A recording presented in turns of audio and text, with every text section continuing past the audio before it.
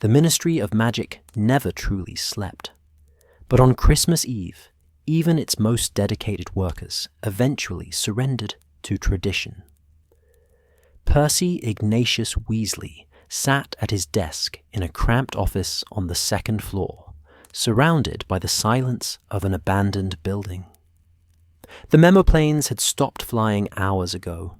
The fireplaces had gone cold and dark.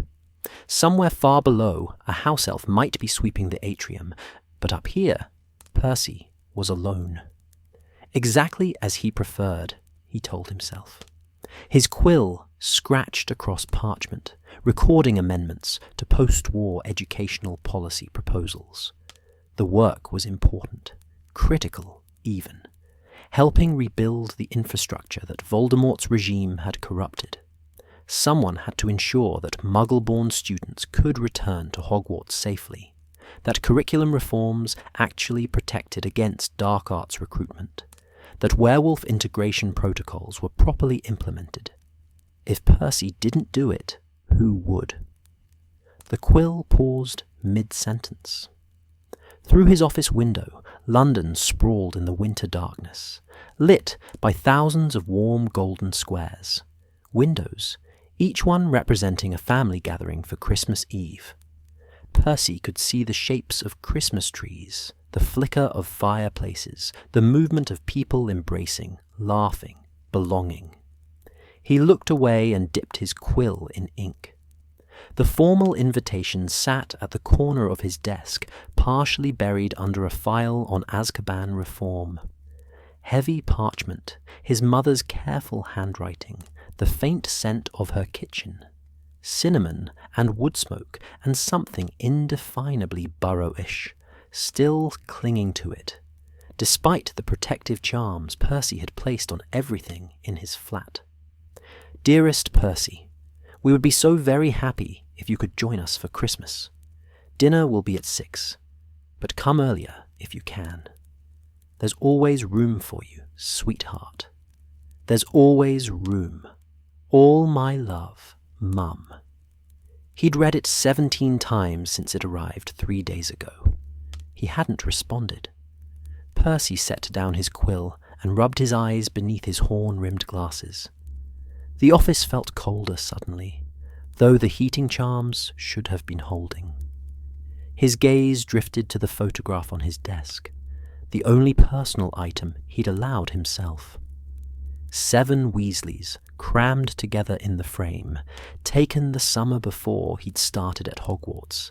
His mother's arm around his shoulders, his father beaming with pride at having all his children in one place. Bill and Charlie flanking them like protective bookends. Fred and George in front, already mid-prank, enchanting Percy's glasses to magnify his eyes to enormous proportions. Ron, barely a toddler, giggling in the chaos.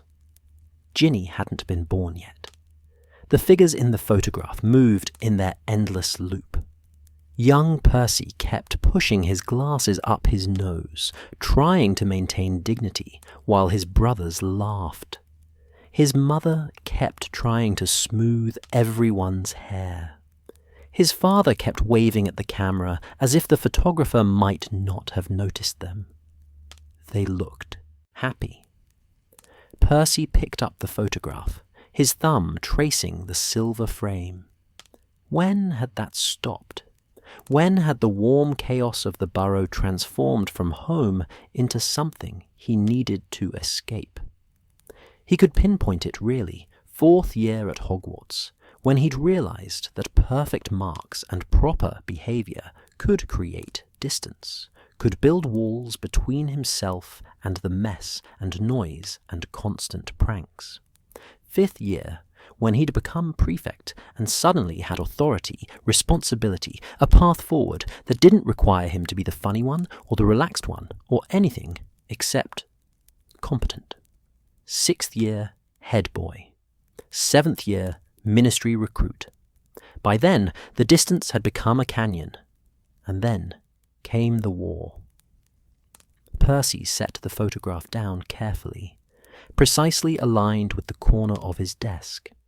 He didn't let himself think about the war, about the choice he'd made to believe the ministry over his own family, about the letters from his mother he'd returned unopened, about Christmas 1996, which he'd spent alone in this very flat, telling himself he was being professional, mature, realistic, while his family... No, he picked up his quill. Work was better than memory. The parchment before him blurred slightly. Percy blinked, assuming his eyes were tired, but the blur didn't clear. Instead, a faint shimmer appeared in the air above his desk, like heat waves over summer pavement, except it was Christmas Eve, and his office was cold. Percy froze, his hand instinctively moving toward his wand. Post-war paranoia died hard. Unexpected magic still triggered alarm. But this shimmer felt familiar somehow. Old. Not threatening, exactly, but insistent. The shimmer intensified, coalescing into tiny golden sparks that danced around his desk lamp. Percy stood abruptly, his chair scraping against the floor. He knew this magic. He'd seen it before, years ago, in the twins' room at the Burrow. The particular shade of gold, the playful movement, the sense of mischief barely contained. This was Fred and George's signature. But that was impossible.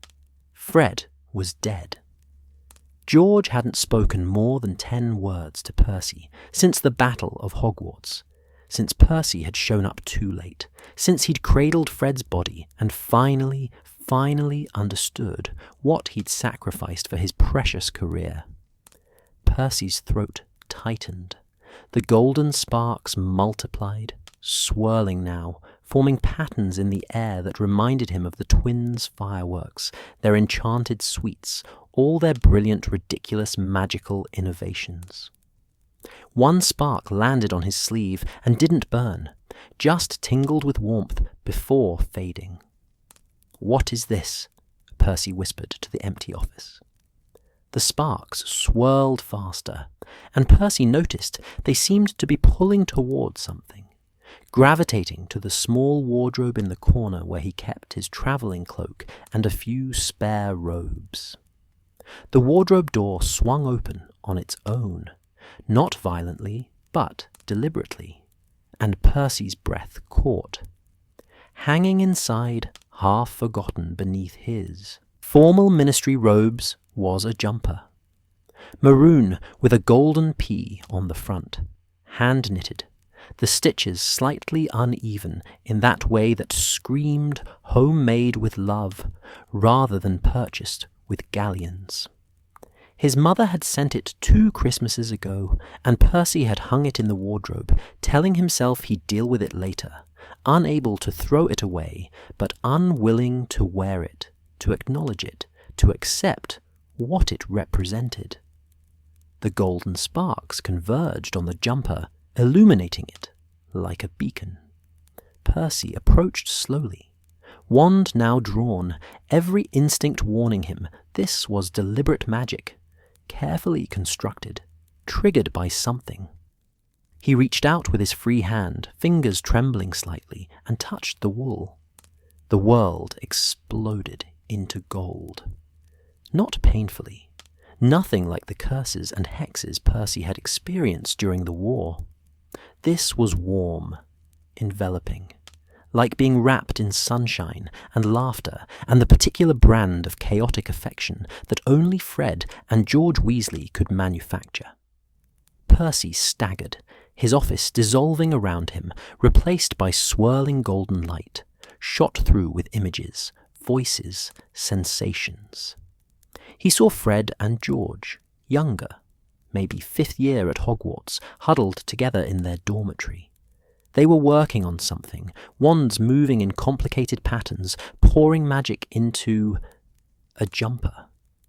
This jumper, Percy's jumper, which Molly Weasley would knit 2 years in their future. "Has to be subtle," Fred was saying, his voice distant and echoing, as if Percy were hearing it through water. "Can't activate until he really needs it." "Define really needs it," George replied, squinting at their spellwork. Like life-threatening or emotionally devastating? Emotionally devastating, Fred said firmly. Physical danger he'd handle, but feelings? Our Percy's rubbish at feelings. Truth, George agreed. So we key it to what? Loneliness? Regret? Both, Fred said. And timing. Has to be the right moment. Christmas Eve? Maybe. When he's alone and thinking about family? Merlin, that's depressing, George muttered. You really think it'll get that bad? Fred's expression sobered, and Percy watched his brother, his dead brother, look directly at him across time and space. I think Percy loves us more than he knows how to show, and I think someday he might forget that we love him back. So we're leaving him a reminder. The vision shattered. Percy found himself on his knees on his office floor, one hand still gripping the jumper, tears streaming down his face behind his glasses. The golden sparks had faded to a gentle glow, pulsing softly like a heartbeat. Fred and George had enchanted his Christmas jumper years ago, before the war, before the estrangement became unbridgeable, before Fred died and took half of George with him. They'd looked ahead and seen the possibility of Percy alone on Christmas Eve, drowning in his own isolation, and they'd left him this. A reminder, a lifeline, a gift. Percy pulled the jumper from the wardrobe with shaking hands and pressed it to his chest. It smelled faintly of the Burrow, his mother's cooking, the wood smoke from the sitting room fireplace, the indefinable scent of home. The wool was soft against his face, softened by years, and his mother's careful washing, and Percy realized he was sobbing, great heaving gasps that he hadn't allowed himself since he'd watched them lower Fred into the ground. The golden glow pulsed brighter, responding to his grief, and Percy felt the magic shift. This wasn't finished. The spell wasn't complete. Fred and George had built something more complex than a simple comfort charm, something that required his participation, his willingness to see. "All right," Percy whispered, his voice raw. "All right, I'm listening. Show me." The gold exploded outward again, and this time Percy didn't resist. He let it take him, let the magic, his brother's magic, their love transformed into enchantment, pull him away from his cold office, his lonely flat, his carefully constructed walls.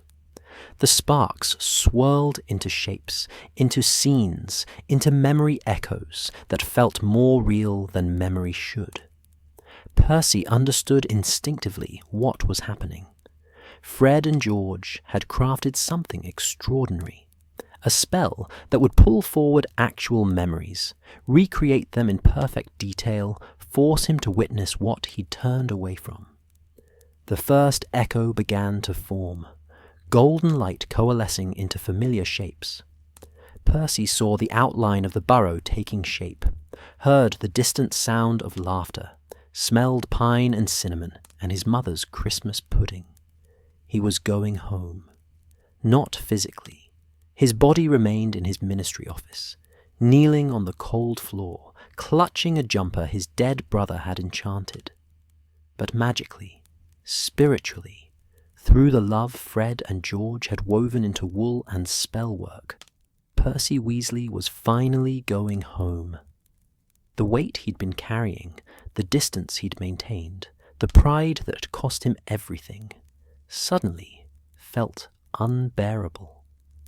Percy closed his eyes and surrendered to the magic, to his brother's final gift, to the truth he'd been avoiding for so long. He needed this.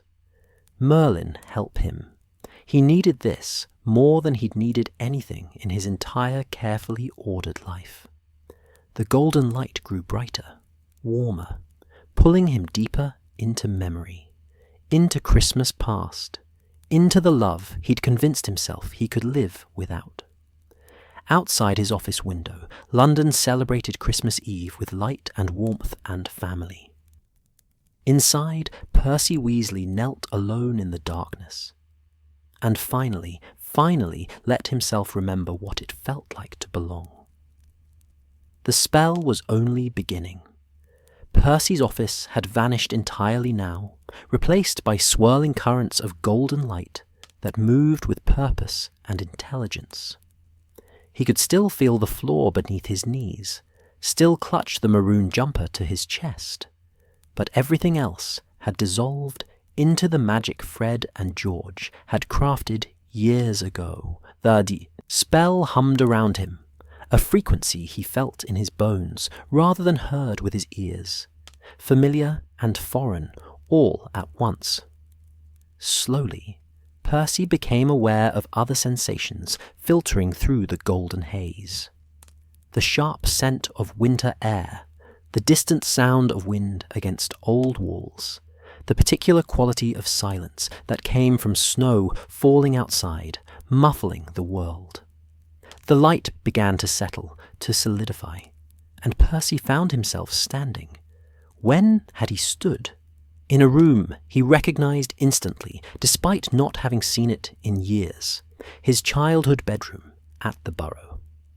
Not as it existed now, in 1998, but as it had been when he still lived there. The small space he'd shared with the twins, until he'd become head boy and claimed the attic room as his private sanctuary. Percy's breath caught as he took in the details. The cramped twin beds pushed against opposite walls, the wardrobe they'd all fought over, the window that looked out over the garden and the ghoul-infested attic above. The room was chaos incarnate. Fred and George's side strewn with bits of parchment, covered in experimental spell equations, half-finished prototypes of joke products, a sock draped over the bedpost that Percy was fairly certain had been there since third year. His side of the room, by contrast, was immaculate. Books organized by subject, and then alphabetically within each category. Quills arranged by length. His prefect badge displayed on a small shelf his father had built, polished to a mirror shine. The contrast was almost painful to see. Percy moved closer to examine his old desk, and his hand passed through it like mist. Right. This was a memory echo, not actual time travel. He was an observer here, a ghost in his own past, unable to touch or change anything. The realization brought an unexpected sense of loss. He wanted to reach out, to straighten the books on his shelf one more time, to feel the solidity of his old life. A sound from the hallway made Percy turn. Footsteps on the stairs, 2 sets, moving with the synchronized chaos of people who'd spent their entire lives in each other's pockets. The door burst open, and Fred and George tumbled in, younger than Percy remembered, maybe 14 or 15. They were laughing about something, finishing each other's sentences the way they always did. Told you McGonagall would catch on eventually, but did you see her face when the entire supply of vanishing powder just vanished? They collapsed on Fred's bed. Or was it George's?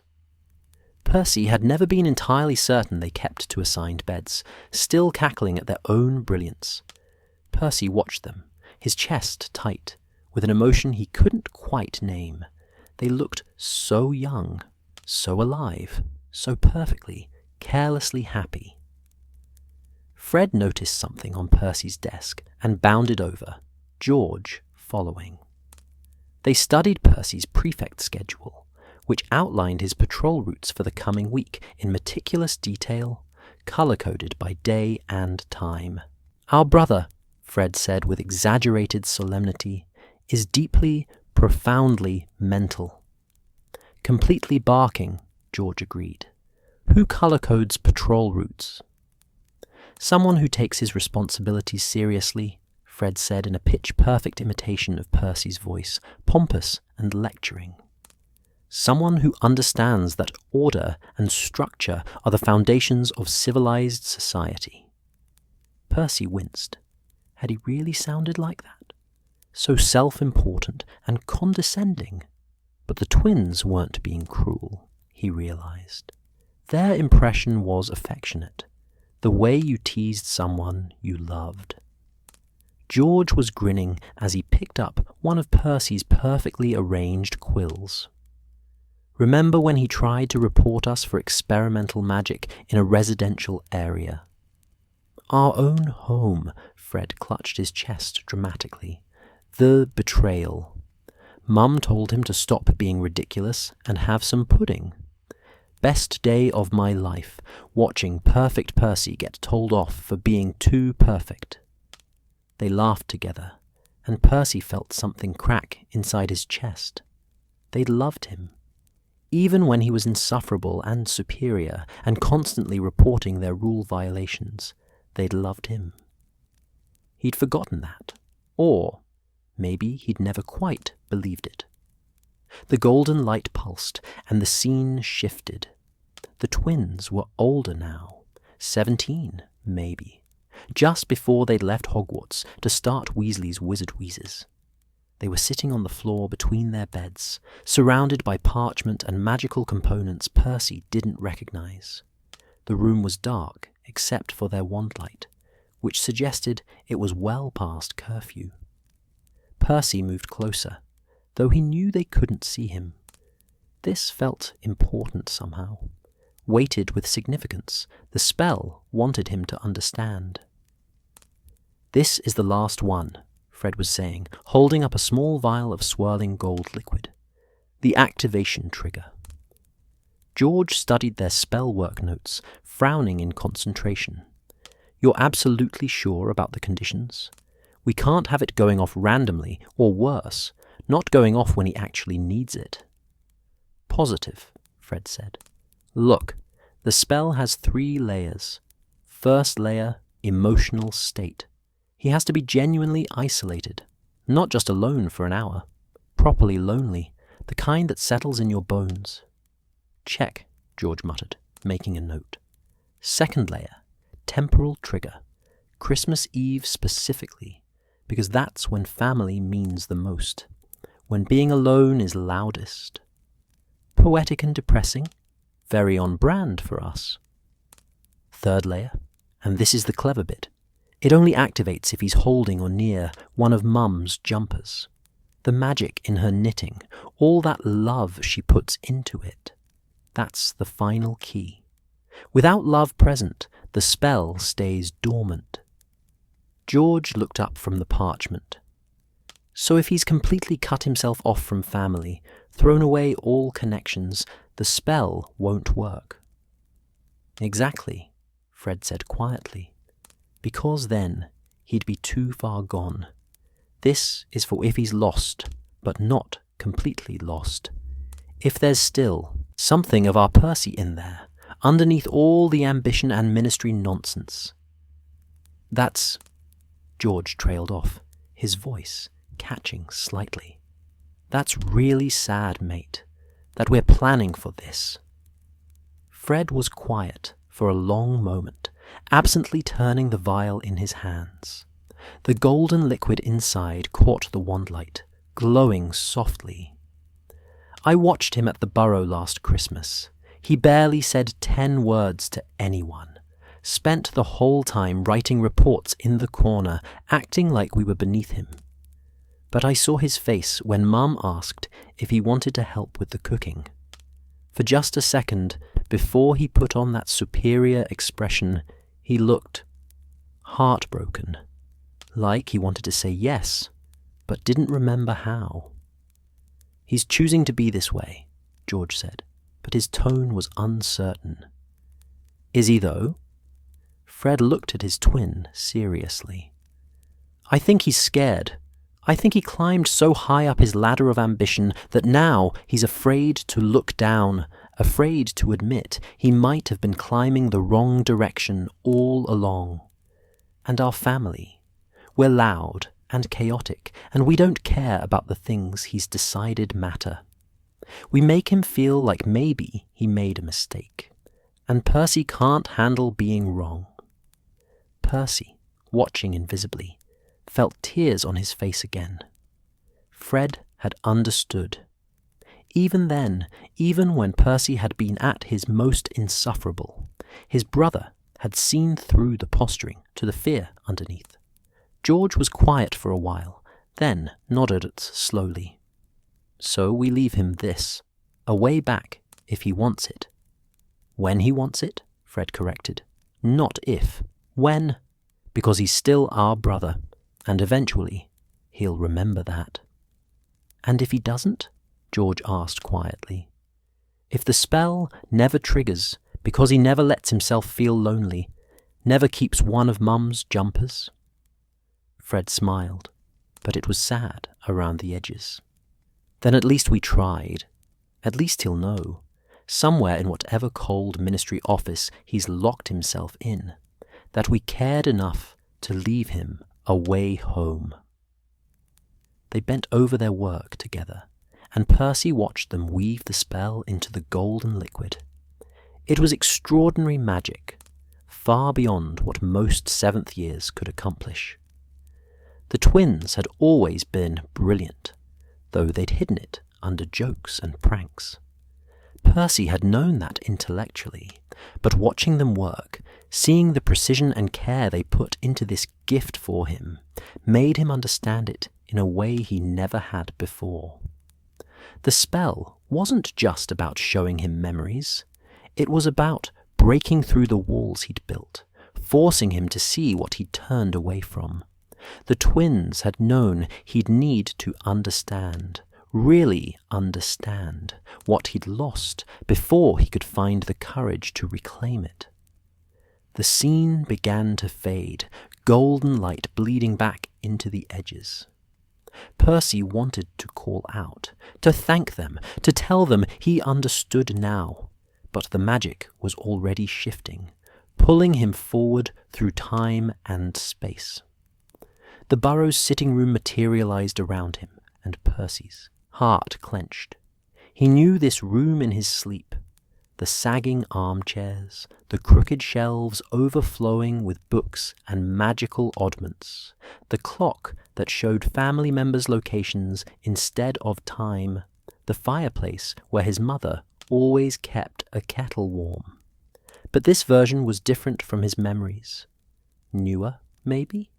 No, younger. The furniture less worn, the walls less crowded with photographs. Percy looked at the family clock and felt his breath catch. All the hands pointed to home, except one, which showed school. His hand. He was at Hogwarts in this memory. The door opened, and a younger Molly Weasley entered, carrying a large bag of wool. She looked so young. No grey in her hair yet, fewer lines around her eyes, though she still moved with that particular energy of a woman managing too many children and too little space. Arthur followed her, levitating a tea tray. I still think we should tell him about the spell, Molly was saying, settling into her armchair and pulling out knitting needles. It feels dishonest, Arthur, enchanting his Christmas jumper without permission. The boys said it won't hurt him, Arthur said mildly, pouring tea. And they're worried about him, Molly. So am I, if I'm honest. Molly's needles began clicking, and Percy realized with a jolt that she was knitting his jumper, the very one he was clutching in his ministry office, the vessel for Fred and George's spell. He watched his mother's hands work the maroon wool, each stitch placed with care, with love, with the particular attention she gave to all her children's jumpers. He barely writes anymore, Molly said quietly. And when he does, it's all about his marks, his achievements, his plans for after Hogwarts. He doesn't ask about his brothers, doesn't mention friends.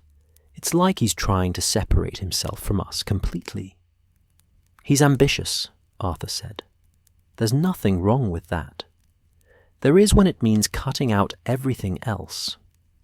Molly's needles paused. "I see the way he looks at his brothers sometimes, Arthur. Like they're embarrassing him. Like we're all beneath him now that he's head boy." "He'll come around," Arthur said, but he didn't sound entirely convinced. "The twins think he won't," Molly said. "That's why they made this spell. They're planning for a future where Percy needs magical intervention to remember he has a family." Arthur was quiet for a long moment. "Then I'm glad they made it, and I think we should trust them. They know Percy in ways we don't. They've lived with him, fought with him, watched him change. If they think he needs this, then he probably does." Molly returned to her knitting, and Percy watched his mother pour love into every stitch. She was crying quietly, he realized, tears falling onto the maroon wool.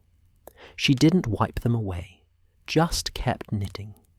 And Percy understood that his mother had known. All those years ago, she'd known he was slipping away and hadn't known how to stop it. The golden light pulsed again, stronger now, almost urgent. The spell was building toward something. Percy could feel it. The memory of his parents faded, replaced by swirling gold. And then Percy was back in his office. The transition was jarring. One moment he'd been in the warm sitting room of the Burrow, watching his mother knit and cry. The next, he was kneeling on cold ministry floor, still clutching the jumper, the golden sparks now fading to faint glimmers around his hands. But the spell wasn't finished. Percy knew that instinctively. What he'd just experienced was merely the awakening, the spell showing him its own origin, making him understand what Fred and George had created and why. The real work, the actual memory echoes they designed to break through his defenses, those were still coming. Percy stood on shaking legs and carried the jumper to his desk. He set it down carefully, reverently, next to his mother's unopened invitation. The two objects together, the jumper enchanted by his brothers, the invitation written by his mother, felt like an accusation and an embrace all at once. The golden sparks were reforming, swirling into new patterns. Percy checked his watch. midnight. Christmas Day had begun, but the spell's temporal trigger was broader than that. Christmas Eve stretching into Christmas morning, the longest night of loneliness before the dawn of potential reunion. The sparks coalesced into 3 distinct clusters, hanging in the air before him like magical hourglasses waiting to be turned. Percy understood their meaning immediately. 3 memory echoes. Past, present, future. The structure was almost laughably obvious. Fred and George had modelled their spell on A Christmas Carol, that Muggle story their father loved. Of course they had. Trust the twins to combine powerful protective magic with literary references and a healthy dose of theatrical drama. The first cluster pulsed invitingly, golden and warm and tinged with green and red. Christmas colours. Percy reached toward it, hesitated, then made his choice. He'd started this by touching the jumper. He'd seen the spell's creation, understood its purpose. Now he had to see what Fred and George had known he needed to witness. The truth about what he'd lost. The reality of what his pride and ambition had cost him. Percy Ignatius Weasley, who'd spent years building walls between himself and his family, who'd chosen the ministry over his own mother's warnings, who'd missed his brother's death because he'd been too proud to admit he might have been wrong. Percy took a deep breath and touched the first cluster of golden sparks. The world dissolved into light and memory.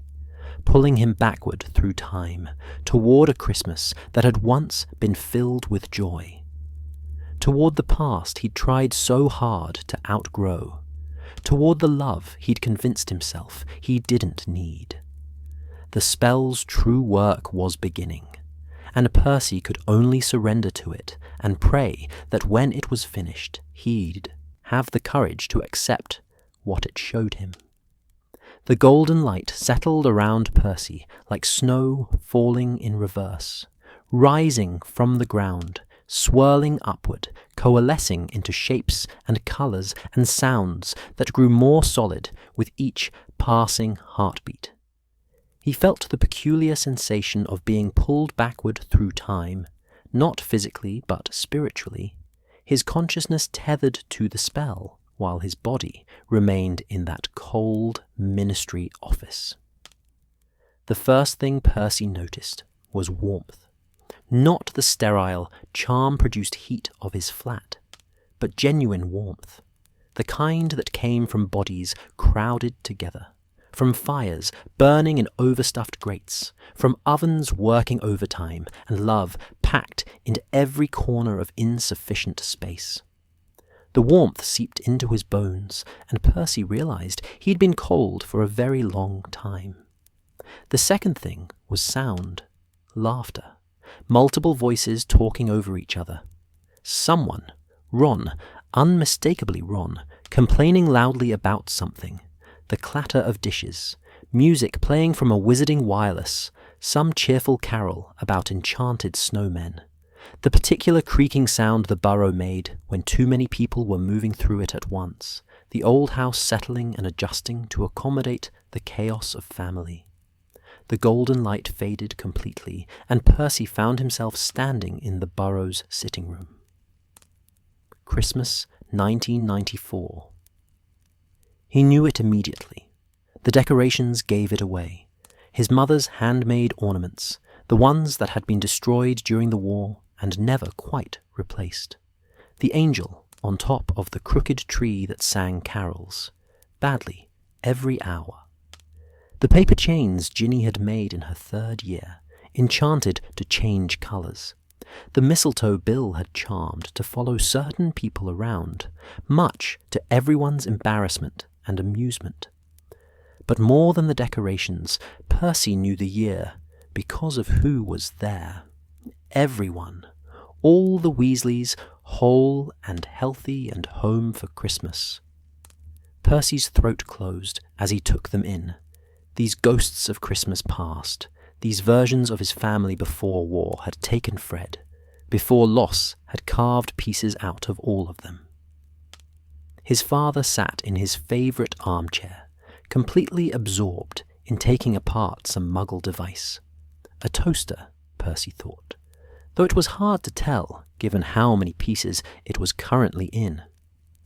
Arthur had that expression of perfect contentment he only wore when elbow-deep in Muggle technology, occasionally muttering things like fascinating and, but how does the heating element know when to stop? Bill and Charlie stood by the fireplace, deep in conversation. Bill's hair was shorter then, before he'd fully committed to the long ponytail, and he wore dragon-hide boots that had clearly seen hard use. Charlie was gesturing enthusiastically, no doubt telling some story about the Romanian dragon sanctuary, his hands miming what was probably a horntail, or a longhorn doing something dangerous and exciting.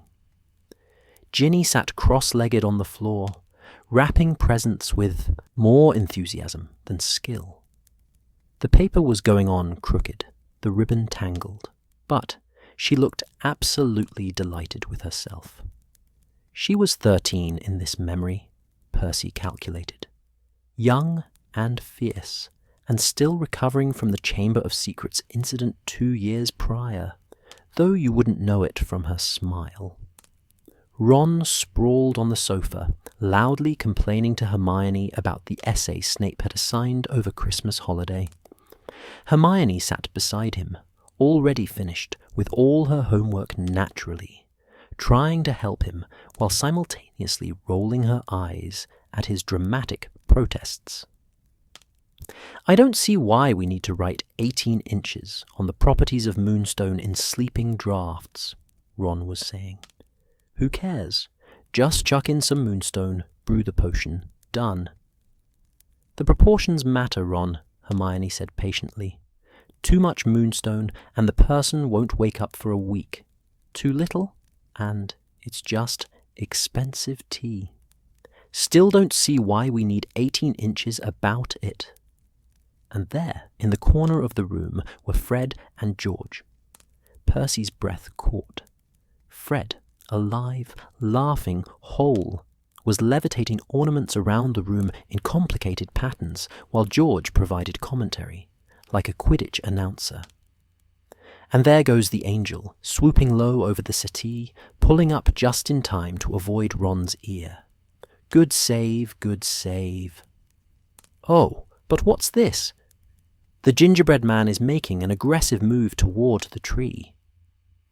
"That's because he lives on the tree, you git," Ginny called out, without looking up from her wrapping. "Does he, though?" Fred said philosophically. "Or have we simply imprisoned him there, forcing him to live out his days impaled on a pine branch, slowly going stale, watching the world go by?" "Merlin, you two are morbid," Bill said, but he was grinning. The twins were 16 in this memory, Percy realized. 5th year at Hogwarts, just beginning to seriously develop the products that would eventually become Weasley's Wizard Wheezes. They already had that energy, that spark of mischievous genius that would make them legendary. And then Percy saw himself.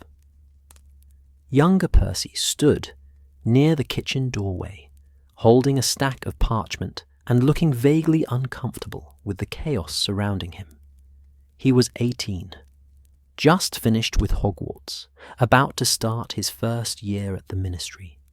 His robes were pressed to perfection, his hair ruthlessly combed, his posture rigid, with the self-importance of someone who'd recently achieved everything he'd dreamed of and didn't quite know what to do with success.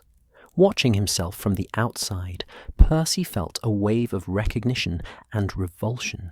He looked so uptight, so determined to be separate from everyone else. Even his physical positioning, hovering in the doorway rather than actually joining the family, screamed his desire to be apart, above, different. His mother's voice called from the kitchen. "Percy, dear, could you help me with the turkey for a moment?" Younger Percy visibly hesitated, glancing down at his parchment. Probably some ministry memo he was reviewing. Because of course he'd brought work home for Christmas. The current Percy, watching invisibly, wanted to shout at his younger self, "Put down the bloody parchment and help your mother." But younger Percy did put it down after a long moment and moved toward the kitchen.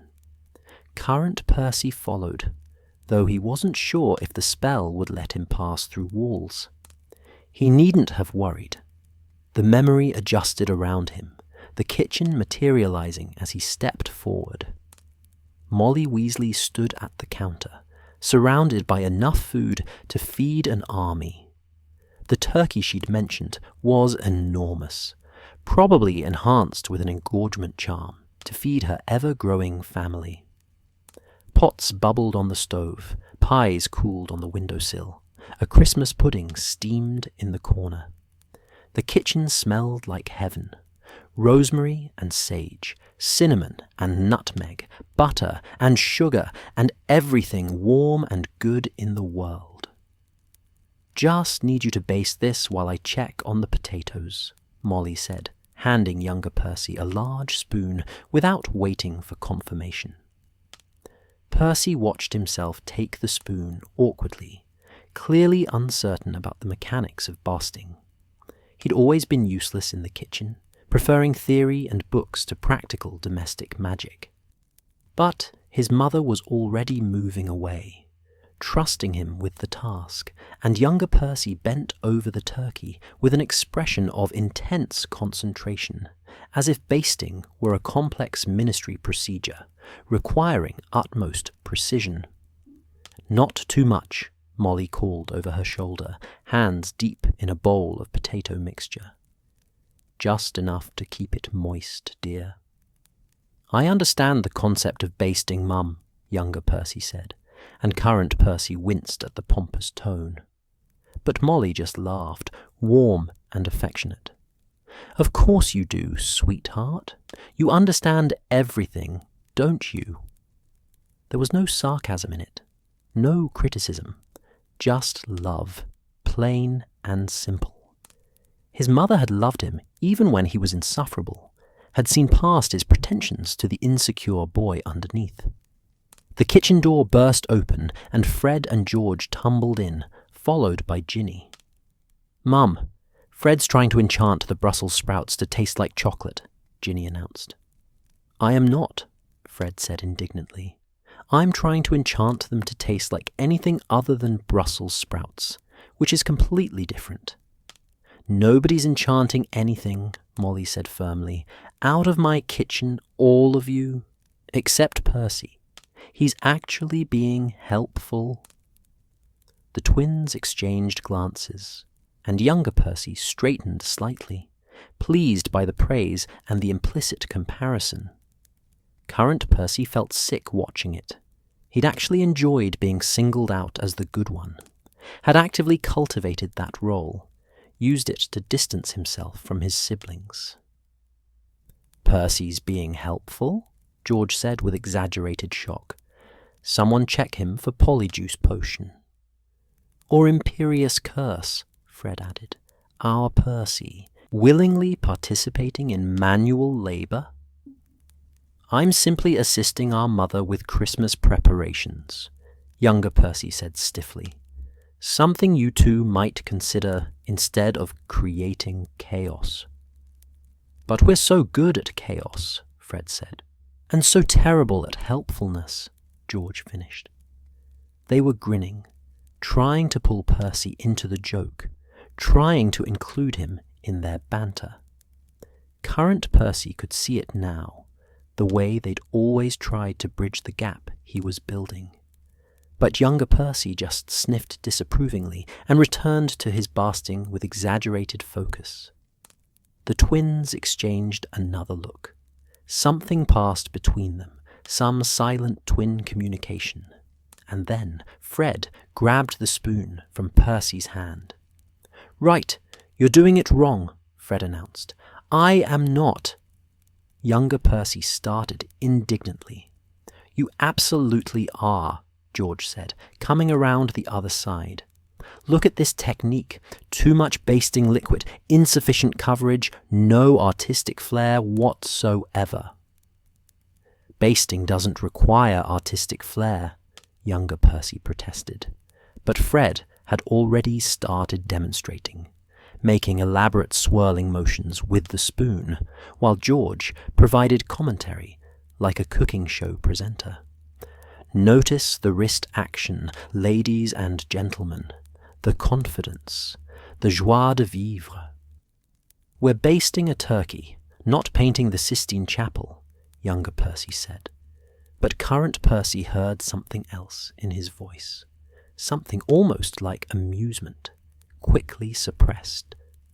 "Every task is an opportunity for excellence," Fred said solemnly, in a perfect imitation of Percy's own lecturing tone. "Anything worth doing is worth doing with style and panache." And then Ginny was there, grabbing the spoon from Fred, demonstrating her own completely unnecessary technique involving spinning the spoon like a wand. And somehow, watching invisibly from across the years, Percy saw younger Percy's rigid posture soften slightly, saw the corner of his mouth twitch upward, fighting a smile. "You're all ridiculous," younger Percy said, but he reached out and took the spoon back, and this time when he basted the turkey, he added a little unnecessary flourish at the end, just a small wrist twist that made the twins whoop with approval. He's learning, George crowed. There's hope for him yet, Fred agreed. Molly, who'd been watching from the potato bowl, smiled softly. All right, everyone out now. Percy and I can finish up. The younger siblings filed out, still laughing, and Molly came to stand beside younger Percy at the counter. She didn't say anything, just stood there companionably, and after a moment, younger Percy spoke. They're exhausting, he said, but his tone was fond. They love you, Molly said simply. Younger Percy was quiet for a long moment. I know. I don't always know how to... He trailed off, unable to articulate what current Percy understood perfectly. He hadn't known how to be both the successful, serious ministry employee he wanted to be and the brother who could joke and play with his siblings. He'd thought he had to choose. You don't have to be serious all the time, dear, Molly said gently. Your brothers don't love you less because you're ambitious. They just miss you when you're gone. We all do. I'm right here, younger Percy said. Are you? Molly looked at him directly, and younger Percy flinched slightly. Because sometimes it feels like you're somewhere else entirely, somewhere we can't follow. The memory blurred, the kitchen dissolving as the spell pulled Percy forward through that Christmas day. He saw flashes. The family gathered for dinner. Everyone squeezed around the extended table that still wasn't quite big enough. Bill telling stories about curse breaking in Egypt. Charlie describing a Hungarian horntail who'd learned to play fetch. The twins setting off small fireworks that made patterns in the air above the pudding. Ron and Hermione arguing about something inconsequential. Ginny laughing so hard she nearly fell off her chair. And younger Percy gradually relaxing as the day went on. Smiling at his father's terrible jokes. Correcting Hermione on some obscure ministry regulation, but gently, in a way that turned into conversation rather than lecture, even tolerating it when the twins enchanted his glasses to sparkle with Christmas lights. The memory solidified again, late in the evening. The family had migrated to the sitting room, full and warm and sleepy. The younger children were playing Exploding Snap on the floor. Bill and Charlie had gotten into some debate about protective enchantments. Arthur had fallen asleep in his chair, the toaster pieces still scattered around him. Molly was knitting by the fire, and younger Percy sat nearby, reading a book about interdepartmental cooperation protocols. But he wasn't really reading, current Percy realized. He was listening to his mother's needles click, to his brother's conversation, to Ginny's victory whoop as she won another round. He was present, in the moment, part of the family even while maintaining his careful distance. Fred and George came and flopped down on either side of younger Percy on the sofa, squashing him between them. "Get off," younger Percy said without heat. "Can't," Fred said. "Too full of turkey to move." "We're stuck here forever," George agreed. "You could simply stand up and relocate to chairs," younger Percy pointed out. "But then, we couldn't do this," Fred said, and ruffled Percy's carefully combed hair. Younger Percy swatted his hand away, indignant, but current Percy saw the smile he was trying to hide, saw the way he didn't actually move away, didn't extract himself from being squashed between his brothers. For all his protests, he was comfortable there. "You're still coming to the shop opening, yeah?" George said casually. "Next summer, when we officially launch Weasley's Wizard Wheezes? We need someone respectable there to make us look legitimate," Fred added. "I'm not sure being associated with me will make you look legitimate," younger Percy said dryly. "I'm hardly established yet." "You will be by then," George said with complete confidence. "You'll probably be running the ministry by summer." "That's not how governmental advancement works," younger Percy started, but Fred cut him off. "Point is, we want you there, our pompous, responsible, stick-in-the-mud brother, watching us achieve our dreams of bringing chaos and joy to the wizarding world."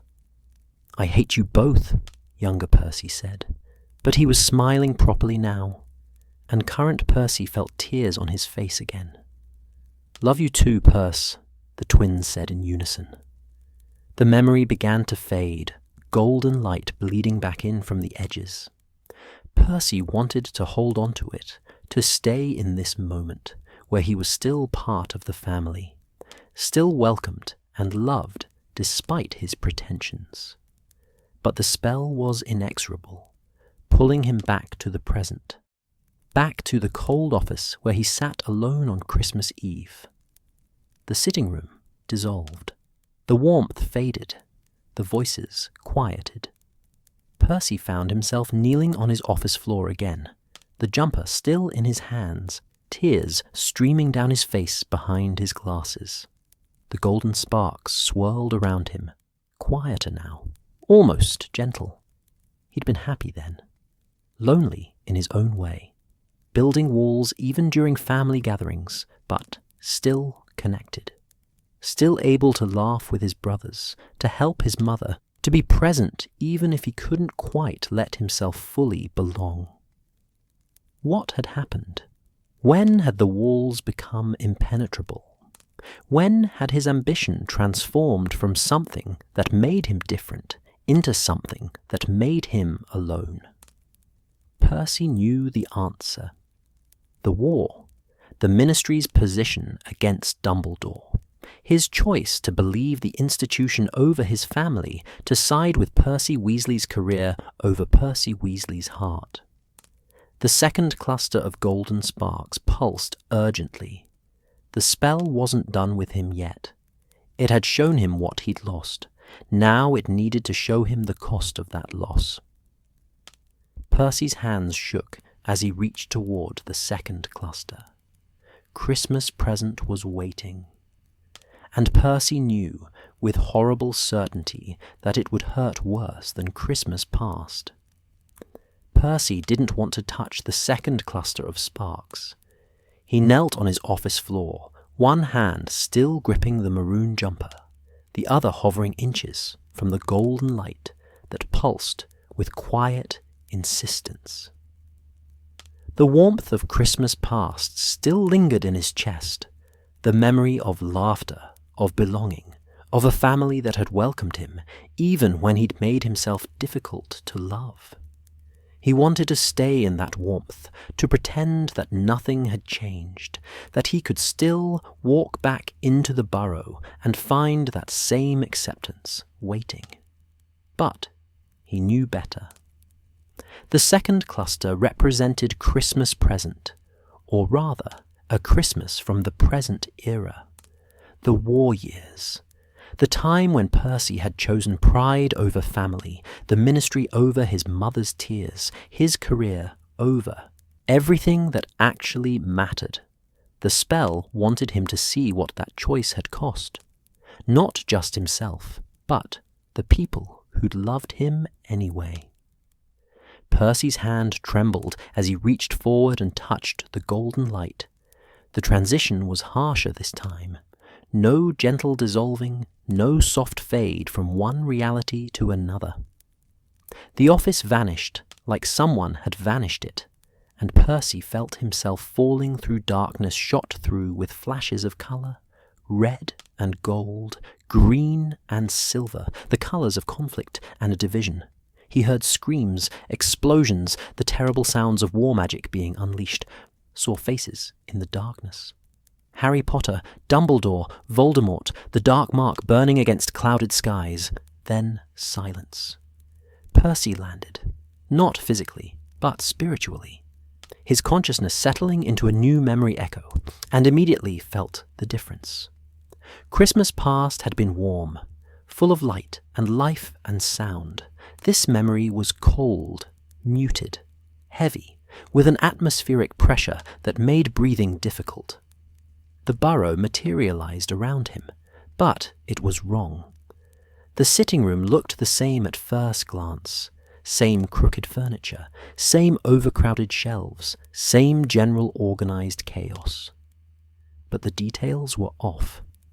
Protective enchantments shimmered faintly in the corners, barely visible, but unmistakably present. The windows had been reinforced with defensive spells that cast everything in a slightly grey light. The wizarding wireless sat silent in the corner, turned off. During the war, wireless broadcasts had become too dangerous, too easily intercepted or used for propaganda. And the room was too quiet.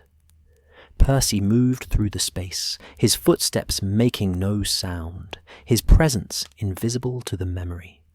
The burrow's usual cacophony of noise was absent. No laughter, no arguments, no sound of someone dropping something in the kitchen, or Ginny complaining about her brothers, or Ron demanding food. Just silence, broken only by the crackling of the fire and the wind outside. The family clock on the wall caught Percy's eye, and his stomach clenched. Most of the hands pointed to home: Arthur, Molly, Fred, George, Ginny. But several hands showed mortal peril. Ron, presumably with Harry on whatever dangerous mission they were undertaking. Bill and Fleur, probably securing Shell Cottage or fighting for the Order. Charlie, maybe dealing with dragon-based resistance work in Romania. And one hand pointed to Lost. Percy's own hand. He stared at it, this physical representation of his family's grief. They'd moved him from work or travelling to lost. Not dead, because they had no confirmation of that. Just lost to them. Separated by choice and pride, and his stubborn refusal to admit he'd made a catastrophic mistake. A sound from the kitchen drew his attention. Percy moved toward it and found his mother. Molly Weasley stood at the counter, preparing Christmas dinner with mechanical efficiency. No Christmas music played, no humming or singing. She worked in silence, her movements precise but joyless, and Percy could see she'd been crying. Her eyes were red-rimmed, her face pale and drawn. She looked years older than in the previous memory. Grief and fear had carved lines into her features that hadn't been there before. The kitchen door opened, and Ginny entered. She was older too, 17, maybe 18. This had to be Christmas 1997, Percy realized.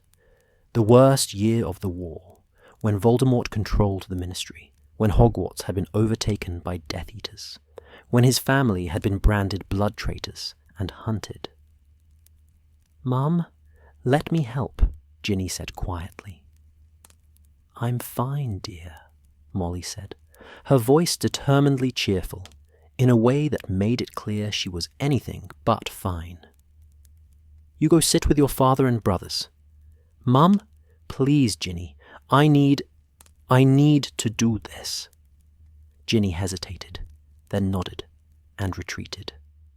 Molly's hands stilled on the vegetables she'd been cutting. Her shoulders shook, and Percy watched his mother cry silently over a cutting board, tears falling onto carrots and parsnips. "Please come home," she whispered to the empty kitchen. "Please, Percy, please be safe, please." She couldn't finish. Just stood there crying, and Percy felt something break inside his chest. He'd done this. His pride, his stubbornness, his absolute certainty that he was right and they were wrong. He'd put those tears on his mother's face during the darkest time of her life. The scene shifted. Percy found himself in the sitting room again, later in the day. The family had gathered for Christmas dinner, but the word gathered was generous. There were so few of them. Arthur sat in his armchair, looking older and more tired than Percy had ever seen him. The usual sparkle of curiosity and wonder was gone from his eyes, replaced by worry and grief. He wore formal robes. He'd been working constantly at the ministry, trying to protect Muggle-borns under the new regime, risking everything to do what was right. Fred and George sat close together on the sofa, but the usual chaotic energy that defined them was subdued. They still wore their Weasley's Wizard Wheezes robes, still maintained the shop as an act of defiance against the darkness, but the joy had been leached out of it. George's hand rested on Fred's shoulder, the constant twin contact somehow looking defensive now, like they were afraid to let each other go. Ginny sat cross-legged on the floor, absently petting what Percy assumed was a cat or Kneazle, staring into the fire with an expression of barely suppressed fury. She was stuck at home, kept from Hogwarts for her own safety, prevented from fighting alongside Harry and Ron and Hermione, and the forced inactivity was clearly eating her alive. And at the table, set for Christmas dinner, there was an empty chair. Percy stared at it. The table had been set for one more person than was present. A plate, cutlery, a glass, all laid out carefully, waiting for someone who wouldn't. Come. His place. His mother entered from the kitchen, levitating serving dishes. She set them on the table with careful precision, her eyes deliberately not looking at the empty chair, even though everyone else was staring at it. "Molly?" Arthur said gently. "Love, maybe we should—" "No," Molly said firmly. "He's my son. There's a place for him at this table. There will always be a place for him." The silence that followed was excruciating. "Mum, he's not coming," Ginny said, her voice hard. "He chose the ministry over us. He chose thickness and pious, bloody thickness over his own family." "Language," Molly said automatically. "I don't care about language," Ginny's voice rose. "Percy sent back your letter unopened. Again, he's made his choice, and we need to accept that he's—" "Don't," Fred said quietly. "Don't finish that sentence, Gin." Ginny bit her lip, tears shining in her eyes. "I'm just saying we can't keep pretending." "We're not pretending," George interrupted. "We're hoping. There's a difference." "Is there?" Ginny's voice cracked. "Because it feels like we're just setting ourselves up to be hurt over and over again." Arthur stood and moved to the table, his hand resting on the back of the empty chair. "Percy is lost to us right now," he said quietly. "But that doesn't mean he's lost forever. Your mother is right. There will always be a place for him here. When he's ready to come home, whenever that is, he'll find this chair waiting." "What if it's too late?" Ginny whispered. "What if something happens and he never gets the chance to come back?" No one had an answer for that. They sat down to dinner, moving around the empty chair like it was a living wound at the center of their family. Molly served food with determined cheerfulness, asking about the shop, about news from Bill and Charlie, about anything except the war or the absent family members, or the possibility that this might be their last Christmas together. Fred and George tried to lighten the mood, told a story about a customer who'd accidentally set off a portable swamp in the middle of Diagon Alley, described a new product they were developing that would help order members communicate secretly. But their hearts weren't in it, and the laughter that followed was forced, brittle. "Remember when Percy tried to get us expelled for testing products in the house?" George said, a deliberate attempt at normalcy. "Third year," Fred said. "We'd invented fever fudge, and he caught us making Ginny test it." "I volunteered," Ginny protested, but she was smiling slightly. He wrote a formal complaint to Mum and Dad, George continued, 3 feet of parchment about dangerous experimental magic and inadequate supervision. He always was dramatic, Fred said, but his voice was fond. Is, Molly corrected quietly. He is dramatic. Present tense. The mood sobered again.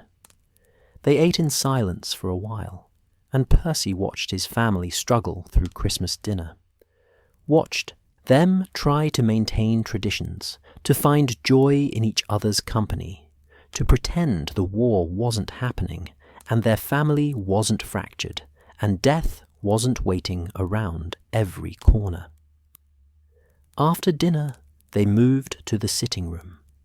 Molly insisted on presents, and they went through the motions, sweaters for everyone, practical gifts wrapped with care. But when Molly pulled out one last package, wrapped in maroon paper with a golden bow, everyone froze. "Mum," Fred said carefully, "you didn't have to."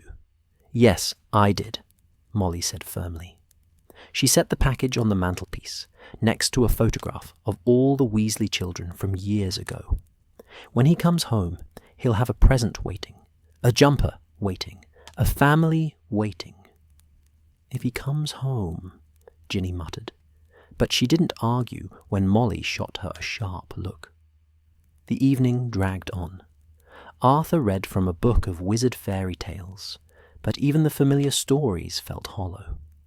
Fred and George played a half-hearted game of exploding snap with Ginny. Molly knitted, her needles clicking with aggressive determination. And through it all, the empty chair remained. A constant reminder of absence, of choices made and words spoken that couldn't be unsaid.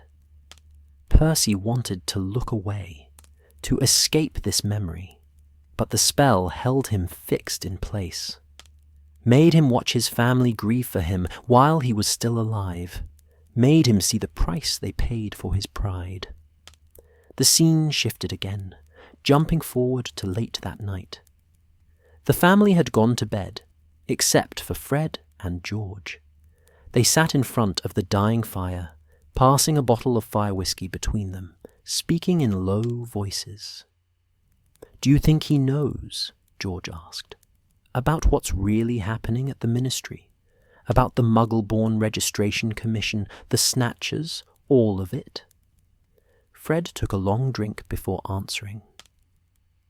"Part of me hopes he doesn't, that he's just buried so deep in whatever department they've got him in that he genuinely doesn't see it, because the alternative. That he knows and doesn't care," George finished. "Yeah." They sat in silence for a moment. "I keep thinking about the spell," Fred said quietly. "The one we put in his jumper. What if it never activates? What if he's so far gone that he doesn't even keep Mum's gifts anymore?" "Then we'll find another way," George said firmly. "He's our brother, Fred. Somewhere under all that ministry bullshit and misplaced loyalty, he's still our brother. The one who used to help us with homework when we were little. The one who taught us how to play wizard's chess properly. The one who cried when we left for Hogwarts because he was going to miss us. That was a long time ago. Doesn't mean it wasn't real." Fred stared into the fire. "You know what the worst part is? I'm angry at him. Furious, actually. But I miss him. I miss arguing with him about proper cauldron thickness. I miss him lecturing us about rules. I miss having someone to rebel against who wasn't actually dangerous. I miss having a complete family," George said quietly. "Yeah," Fred agreed. "That too." They sat in silence, the fire burning down to embers, and Percy watched his brothers mourn him. Not with tears, the twins had never been criers, but with words and whiskey and the terrible weight of absence. The memory began to fade, but more slowly this time, as if the spell wanted to make absolutely certain Percy understood what he was seeing.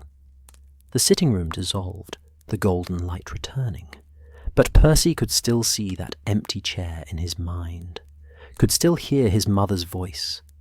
There will always be a place for him. Percy found himself back in his office, gasping as if he'd been underwater.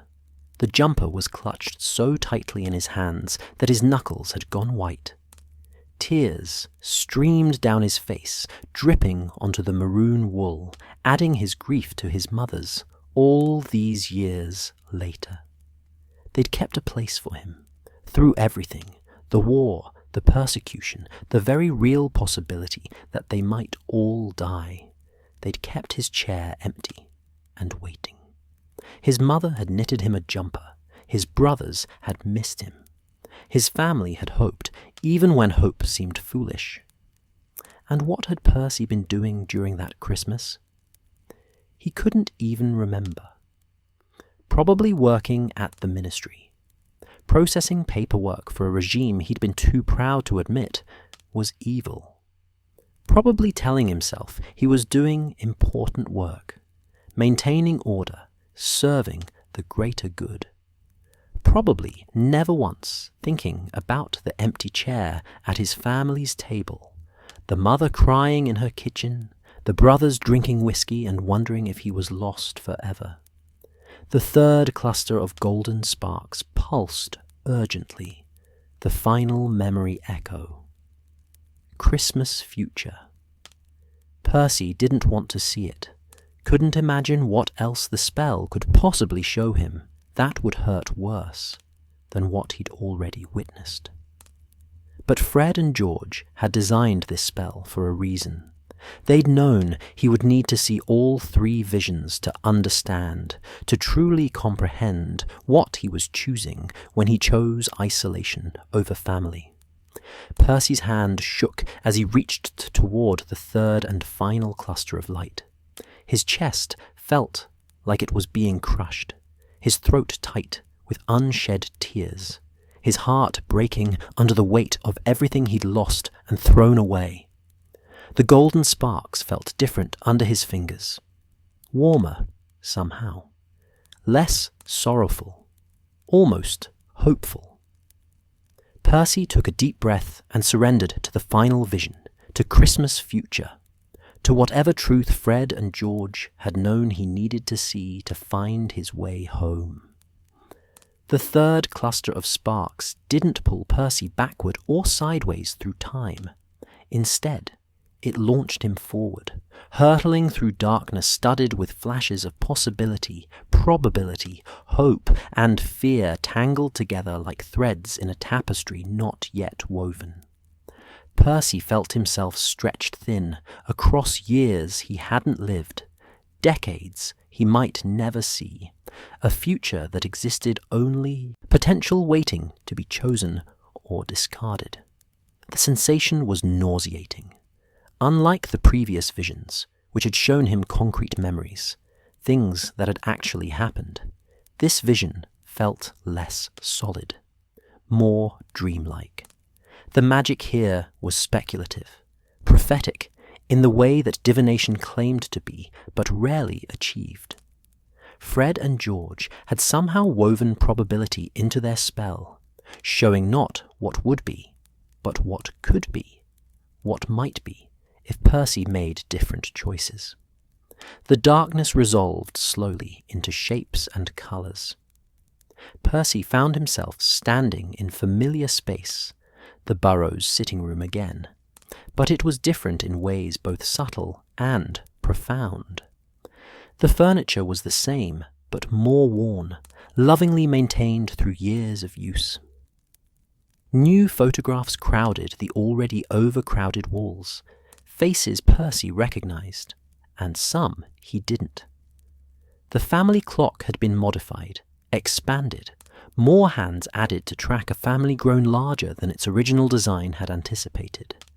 The light was different too, warmer, gentler. This was late afternoon sunshine, filtering through windows that no longer bore defensive enchantments. painting everything in shades of gold and amber. Peacetime light, post-war light, the light of a world that had survived darkness and chosen to rebuild. Percy moved through the room, noting details. A child's toy, a small broomstick, leaned against the sofa. Someone had spilled something on the carpet and cleaned it imperfectly, leaving a faint stain that spoke of children and chaos accepted rather than feared. The wireless played quietly in the corner.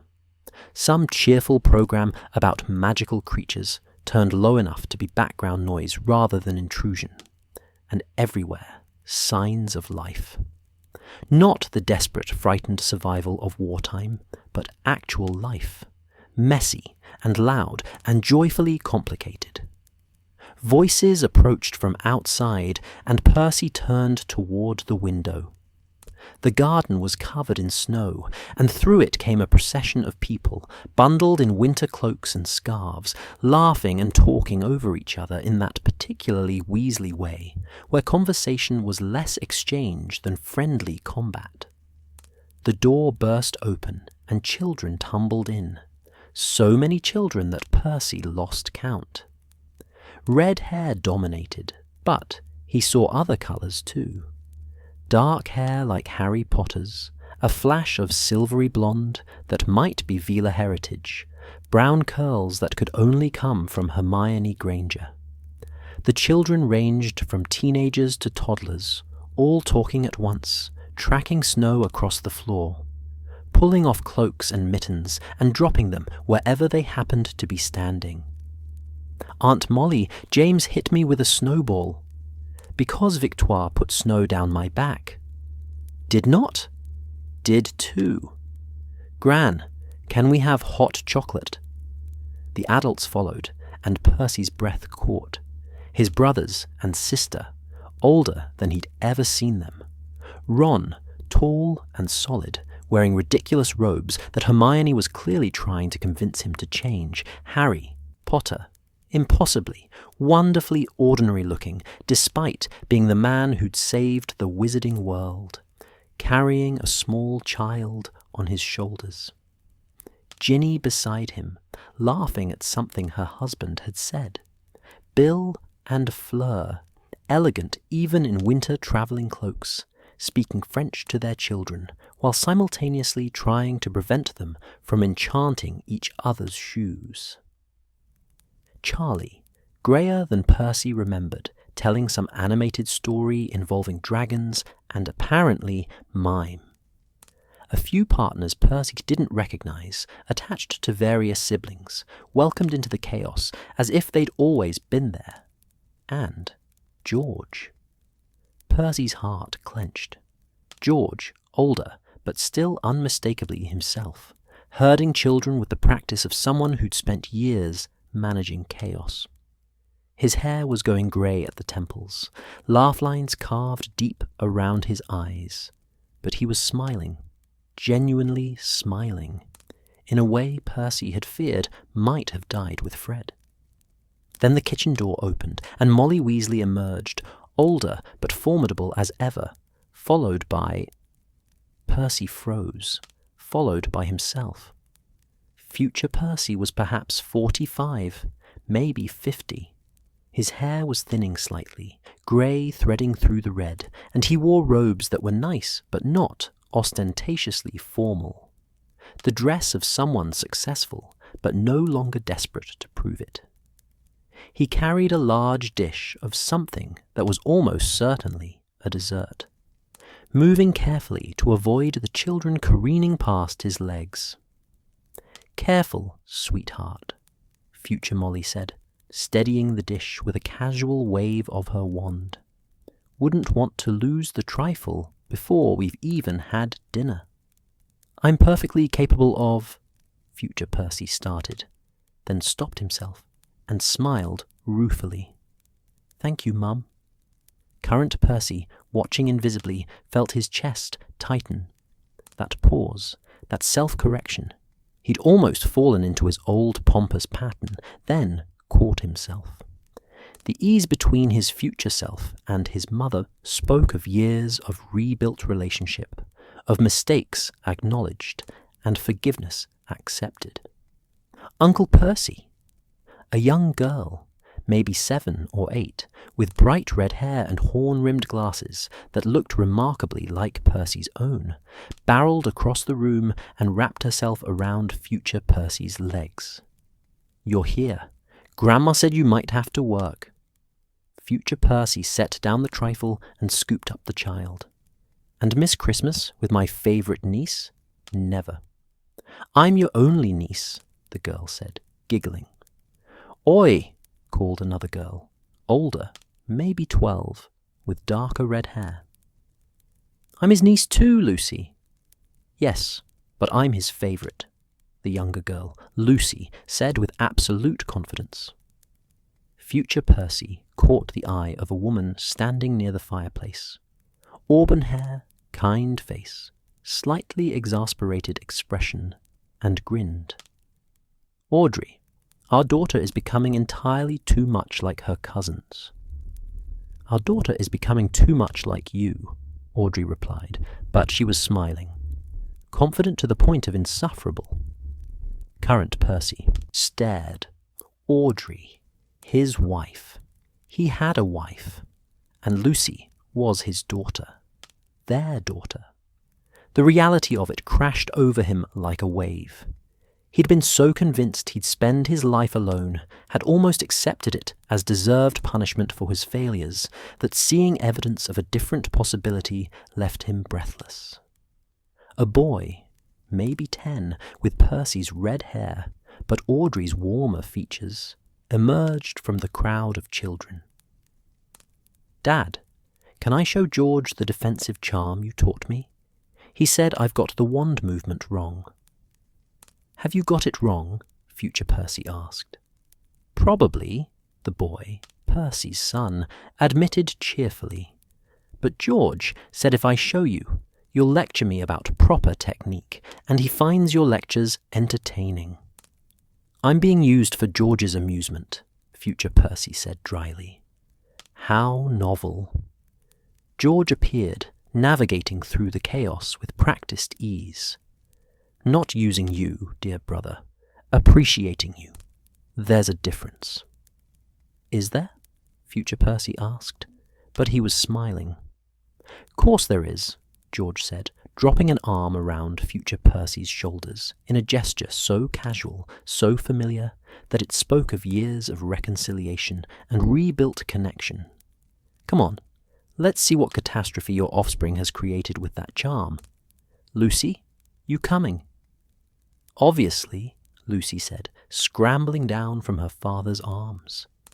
The 3 of them, George, Future Percy, and the children, moved toward a quieter corner of the room, and Current Percy followed, drawn by the ease of their interaction. He'd thought the damage between himself and George was irreparable. Fred's death had been partially Percy's fault. He'd arrived too late, hadn't been there when it mattered, and he'd assumed George would never forgive him. But here was George, older and marked by loss, but not destroyed by it, treating Future Percy with affection and gentle teasing, and the comfortable familiarity of brothers who'd worked hard to find their way back to each other. "Right, show me this charm," George said to the boy. "Molly, isn't it?" "Molly Jr., the boy corrected. "Everyone calls me Junior, though, or MJ. "Named after your grandmother," George said, his voice softening. "She cried for a week when Percy told her, you know." "Dad says it was only 3 days," Molly Jr. said. "Your dad's memory is suspiciously convenient," George replied. "It was absolutely a week. Maybe 2. Future Percy just shook his head, but his expression was fond. "Go on, Junior, show your uncle the charm." The boy performed the wand movement, indeed getting it slightly wrong, and Future Percy gently corrected his position. "See, the twist comes from the wrist." not the elbow. Like this. He demonstrated, and George watched with the expression of someone who'd seen this exact scene played out countless times before. Still giving lectures, I see, George said. Someone has to ensure proper magical education, future Percy replied. Someone has to ensure we all die of boredom. You mean. I hate you.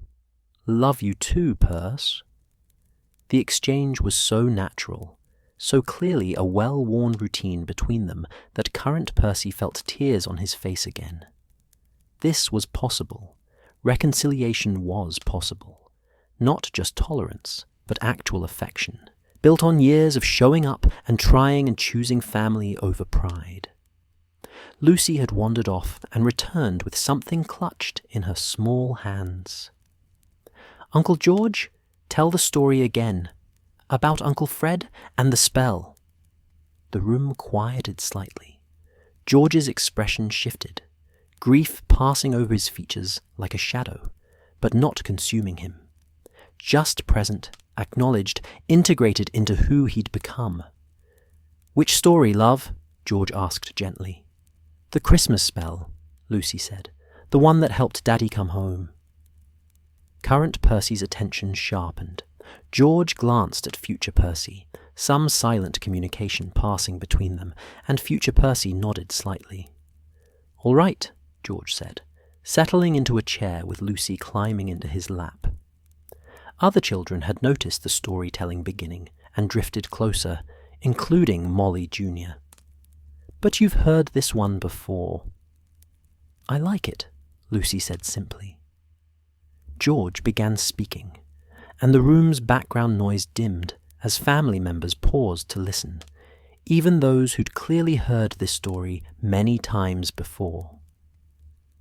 Your Uncle Fred, George said, his voice steady despite the pain that flickered in his eyes at the name, was brilliant at magic, not the boring kind they teach at school, though he was good at that too when he bothered, but creative magic. The kind that makes people laugh, or think, or feel things they'd forgotten how to feel. Like the skiving snack boxes one of the older children contributed. Exactly like that, George agreed. Well, when Fred and I were still at Hogwarts, we noticed that your dad, my brother Percy, was pulling away from the family, building walls, choosing his ambition over his heart. And we knew, because we knew Percy, that someday he might get so lost in those walls that he'd forget how to find his way home. So you made a spell, Lucy said, clearly having heard this part before, but wanting to hear it again. So we made a spell, George confirmed. We enchanted one of your grandmother's Christmas jumpers with magic that would activate if Percy ever really, truly needed help finding his way back to us. The spell would show him memories. Christmas past, Christmas present, Christmas future, to remind him what he'd lost and what he could still choose to reclaim. Did it work? Molly Jr. asked, even though he obviously knew the answer. George looked at future Percy, and something passed between them. Understanding and forgiveness and love earned through years of difficult conversations and patient rebuilding. Eventually, George said, it took a long time. Your dad is stubborn. Profoundly stubborn, future Percy interjected. But the spell reached him when he needed it most. Christmas Eve, alone in his office, drowning in guilt and isolation, too proud to ask for help, but desperate for it anyway. The magic Fred and I had built finally activated, and it showed him what we'd known all along. What's that? Lucy asked, even though current Percy suspected she knew this answer too. That there would always be a place for him here, George said simply. An empty chair waiting to be filled. A family waiting to forgive him. A home waiting to welcome him back. "And he came home," Lucy prompted. "Christmas morning," future Percy said quietly, speaking for the first time in this story. "I showed up at the Burrow without warning, terrified and uncertain, convinced I'd burned too many bridges. And your grandmother opened the door like she'd been waiting for me. Which, I later learned, she had been. Every Christmas morning, she'd get up early and wait by the door just in case." Current Percy felt his heart break and remake itself simultaneously.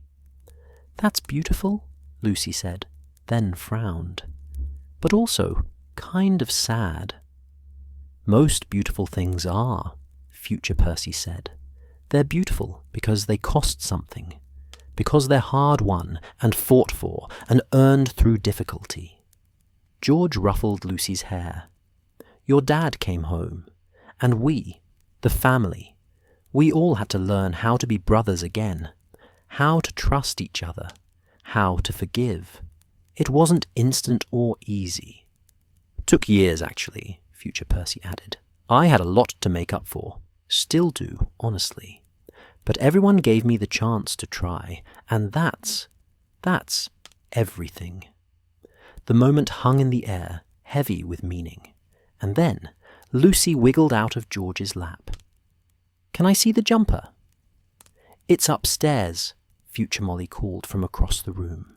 She'd clearly been listening. "In the memory box. You know you're not allowed to touch the memory box, Lucy Weasley." "I won't touch it," Lucy said, already running toward the stairs. "Just look." Half the children followed her, apparently equally interested in seeing this artifact of family history. The adults exchanged amused glances as the thundering of footsteps echoed from above. Dinner began organizing itself with the practiced chaos of a family that had done this countless times. The table, extended to impossible lengths with magic, accommodated everyone, with children squeezed in wherever they fit, and adults helping serve and redirect chaos in equal measure. Current Percy watched future Percy move through it all with ease, helping his mother in the kitchen, answering questions from nieces and nephews, having a quiet conversation with Harry Potter, who treated him with warmth and respect, no lingering resentment from the war years. Catching Audrey's eye across the room and smiling in the way long-married couples did, entire conversations happening in a glance. The dinner itself was magnificent chaos. Multiple conversations happening simultaneously. Food being passed in every direction. Children arguing about Quidditch teams. Ron and Hermione bickering affectionately about something inconsequential. George telling a story that had Bill laughing so hard he nearly choked on his wine. Charlie demonstrating dragon behavior using the salt and pepper shakers, much to the children's delight. And future Percy sitting in the middle of it all, not separate, not hovering at the edges, but fully present, laughing at George's jokes, gently correcting Molly Jr.'s table manners, contributing to conversations about ministry policy and also about the best way to train a croup, belonging, completely and comfortably, to this loud and loving and perfectly imperfect family. After dinner, as evening settled in, the family migrated to the sitting room. Children played on the floor. Adults claimed chairs or floor space. Someone started a game of exploding snap that devolved into cheerful accusations of cheating. The fireplace roared, casting dancing shadows. Future Molly settled into her favorite chair with a satisfied sigh, surveying her kingdom. George sat nearby, and future Percy brought him a glass of what was probably fire whiskey, settling into the sofa beside his brother. "Good Christmas?" George asked quietly. "The best kind," future Percy replied, "chaotic and loud and absolutely perfect." Fred would have loved this, George said, and his voice only shook slightly. All these kids, the noise, the mess. He'd have been in his element. He is here, future Percy said softly. In the stories we tell, in the spell he left behind, in every prank your products enable and every laugh they create. He's here, George. George was quiet for a long moment. You know what he told me? When we were making that spell for you. He said he knew you'd come home eventually. That underneath all the ministry nonsense and misplaced priorities, you were still our brother. The one who used to help us with homework and taught us chess and cried when we left for Hogwarts. I don't remember crying, future Percy said. You definitely cried, George said. Tried to hide it, but you absolutely cried. They sat in comfortable silence, watching the family around them. Lucy had convinced her grandmother to tell a story, and Molly was weaving some tale about the war years, sanitized for young ears, but still meaningful. The children listened, rapt, while the adults exchanged knowing glances at the details being left out. Current Percy watched it all, his heart so full it felt like it might burst. This was possible. This future, this family, this belonging. It was all possible. Not guaranteed, not inevitable, but possible if he chose it. If he found the courage to walk up to the Burrow's door and knock. If he could swallow his pride and accept forgiveness. If he could believe he deserved a second chance. The vision began to fade, the golden light bleeding back in from the edges. Future Percy looked up suddenly, directly at where current Percy stood invisible, and for just a moment their eyes met across the years. Future Percy smiled, knowing, understanding, encouraging, and then the scene dissolved entirely. Current Percy found himself back in his office, gasping and shaking, the jumper still clutched in his hands. The third cluster of sparks had faded to nothing, the spell complete. 3 visions, 3 Christmases, 3 choices laid bare before him. The past, love he'd taken for granted. The present, grief he'd caused. The future, belonging he could still claim. Percy looked at the clock on his wall. Nearly 3 in the morning. Christmas Day had well and truly arrived. The spell had shown him everything Fred and George had known he needed to see. And now the choice was his. He could stay here, alone and safe in his isolation. Or he could go home. Percy looked at the jumper in his hands, maroon with a golden P, knitted with his mother's love, enchanted with his brother's hope. Then he looked at the invitation still lying on his desk. There will always be a place for him here. His mother's voice echoing across the years. Percy Weasley stood up, put on his coat, and made his choice. Percy stood in the centre of his office, breathing hard as if he'd just run a marathon, instead of kneeling motionless on the floor, while magic tore through his carefully constructed defences.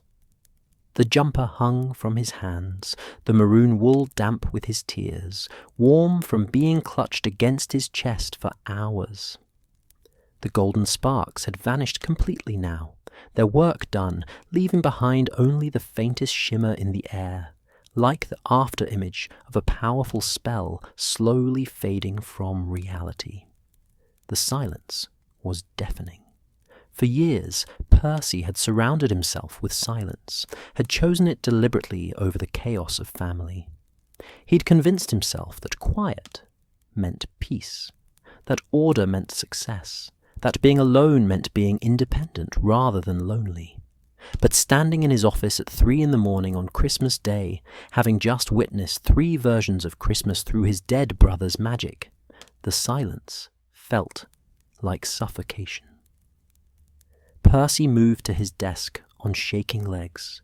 The formal invitation still lay there, partially buried under ministry paperwork that suddenly seemed utterly meaningless. He pulled it free and read it again, his mother's careful handwriting blurring through fresh tears. "There's always room for you, sweetheart. There's always room." How many times had she written those words? How many invitations had Percy ignored or refused or returned unopened? How many Christmases had she set an extra place at the table, hoping this would be the year he came home? The memory of that empty chair burned in Percy's mind. His family, gathered during the darkest days of the war, grief and fear heavy in the air. And still they'd left space for him. Still they'd hoped. His mother crying in the kitchen, his brothers drinking whiskey by the fire, wondering if he was truly lost. Ginny angry and hurting, but underneath it all, still caring enough to be wounded by his absence. And the future, that possible, beautiful, terrifying future. Percy with a wife, children, a place in the family again. Not forgiven because the harm had been forgotten, but forgiven because forgiveness had been chosen, worked for, earned through years of showing up and trying and being present. It could still be real. That future existed not as certainty, but as possibility, waiting for Percy to take the first step toward claiming it. Percy looked around his office, the awards on the wall, the perfectly organized files, the career he'd sacrificed everything to build. What had it gotten him? A title, a salary, the respect of people whose names he couldn't always remember, and who certainly wouldn't remember him if he left tomorrow. He'd traded his family for this, his brothers for bureaucracy, his mother's love for the ministry's cold approval. The equation had never made sense. He'd just been too proud to admit it. Percy pulled open his desk drawer and extracted a piece of parchment, his hands still trembling. He needed to write something, to respond to the invitation, to let his mother know he was coming. But when his quill touched paper, the words wouldn't come. What could he possibly say? How did you apologize for years of absence? How did you explain that you'd been too stubborn to see what you were losing until magical intervention from beyond the grave forced you to look? He started writing anyway. "Dear Mum." The quill paused. Percy stared at those two words, at the inadequacy of them. "Dear Mum." As if this were a normal letter. As if he were writing to thank her for a birthday gift or confirm receipt of a package, rather than trying to bridge a chasm he'd spent years digging. Percy crumpled the parchment and threw it in the bin. Started again. "To my family, no. Too formal, too distant." He crumpled that one too. "Mum, Dad, everyone." Percy's hand shook so badly he could barely hold the quill. How did you do this? How did you find words big enough to contain regret and hope and desperate, terrified love? He'd always been good with words, had made a career out of precisely worded memos and carefully structured arguments. But now, when it mattered most, language failed him entirely. He set down the quill and pressed his palms against his eyes, glasses digging into his forehead. Maybe words weren't the answer. Maybe he was overthinking this the way he overthought everything, trying to craft the perfect apology when what his family actually needed was just him. Present. Trying. There. Percy stood abruptly, the decision crystallizing. He wouldn't write. He would go. He would show up at the Burrow on Christmas morning and knock on the door and face whatever came next. The vision had shown him his mother waiting, hopeful, welcoming. But that was one possible future, not a guarantee. She might turn him away. His siblings might refuse to speak to him. George might look at him with Fred's absence reflected in his eyes and tell Percy he'd waited too long, broken too much, burned too many bridges. Percy might deserve that rejection, but he had to try anyway. He grabbed the jumper from his desk, holding it carefully as if it were a living thing rather than enchanted wool. This was Fred and George's final gift to him, not just the spell itself, but the push to actually use what he'd learned from it. They'd seen him drowning in isolation and thrown him a lifeline, trusting that if he saw the truth clearly enough, he'd have the courage to reach for it. Don't let them down, Percy thought. Don't let Fred's death be for nothing. Don't waste this second chance. He pulled the jumper over his head, the wool settling around him like an embrace. It smelled like the Burrow, cinnamon and wood smoke and home, and Percy had to steady himself against his desk as emotion threatened to overwhelm him again. When had he last worn one of his mother's jumpers? Years. At least 4 years, maybe more. He'd stopped wearing them when he'd started at the ministry, deciding they looked too homemade, too provincial, not professional enough for someone with ambitions. What an absolute fool he'd been. Percy looked down at himself, rumpled ministry robes, with a hand-knitted maroon jumper over them, his hair a disaster, his face blotchy from crying, his glasses slightly crooked. He looked ridiculous. He looked perfect. He grabbed his travelling cloak from the wardrobe, noticed his reflection in the small mirror beside it, and almost laughed. The mirror, which was charmed to offer fashion advice, took one look at him and said, "Well, that's certainly a choice." "The best one I've made in years," Percy told it. The mirror looked skeptical, but stayed silent. Percy checked his watch again. 3:30 in the morning. Still dark outside, London sleeping, except for the ministry workers who never seemed to rest, and the holiday revellers who hadn't made it home yet.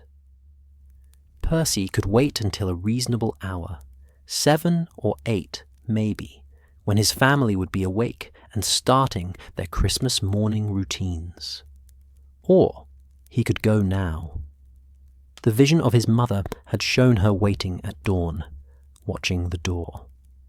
Percy didn't know if that was prophecy or just possibility, but if there was even a chance she was there, hoping, he couldn't make her wait another 4 hours. Couldn't make her spend another morning wondering if this would be the year he finally came home. Percy checked that he had his wand, though what he'd need it for he couldn't imagine. Protection. There was no war anymore, no Death Eaters hunting blood traitors in the night. Force? He'd never hex his way into his family's good graces. Maybe just habit. The ingrained instinct of a wizard to never be wandless, even when going somewhere that should be completely safe, somewhere that should be home. He turned toward the fireplace, then stopped. The Burrow's flu connection had been damaged during the war, and never quite worked properly since. Besides, arriving via flu felt presumptuous somehow, just appearing in their sitting room without warning, as if he had the right to casual access to their home after years of staying away. Apparition, then. Outside the wards, by the property line, and then walking up to the door like a visitor, like someone asking to be let in rather than someone who belonged, because he didn't belong. Not yet. That had to be earned. Percy took a deep breath, set his shoulders, and disapparated. The crack of apparition shattered the office silence, and then Percy was gone, leaving behind only a faint shimmer of gold where Fred and George's spell had finally completely dissipated. The cold hit Percy first. He materialized at the edge of the Burrow's property, beyond the wards, but close enough to see the crooked house outlined against the pre-dawn darkness. Snow covered everything: the garden, the gnome holes, the path leading up to the front door. His breath misted in the air, and Percy pulled his travelling cloak tighter, suddenly grateful for the jumper's warmth. The burrow looked exactly as he remembered, and completely different all at once. The structure was the same, still defying every law of physics and magical architecture, still looking like it might collapse at any moment, but never actually doing so. But the atmosphere was different. No shimmer of defensive enchantments. No sense of fear and wariness.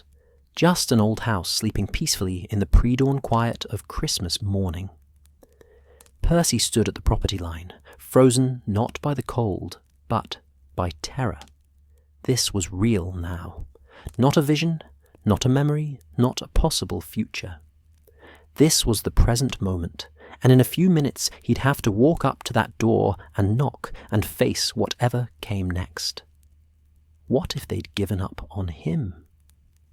The visions had shown hope, forgiveness, eventual reconciliation. But those were possibilities, not promises. What if he'd misread the spell, seen what he wanted to see, rather than what would actually be? What if his mother didn't answer the door? What if she did answer and told him to leave? Percy's legs felt rooted to the ground, fear wrapping around his chest like bands of iron.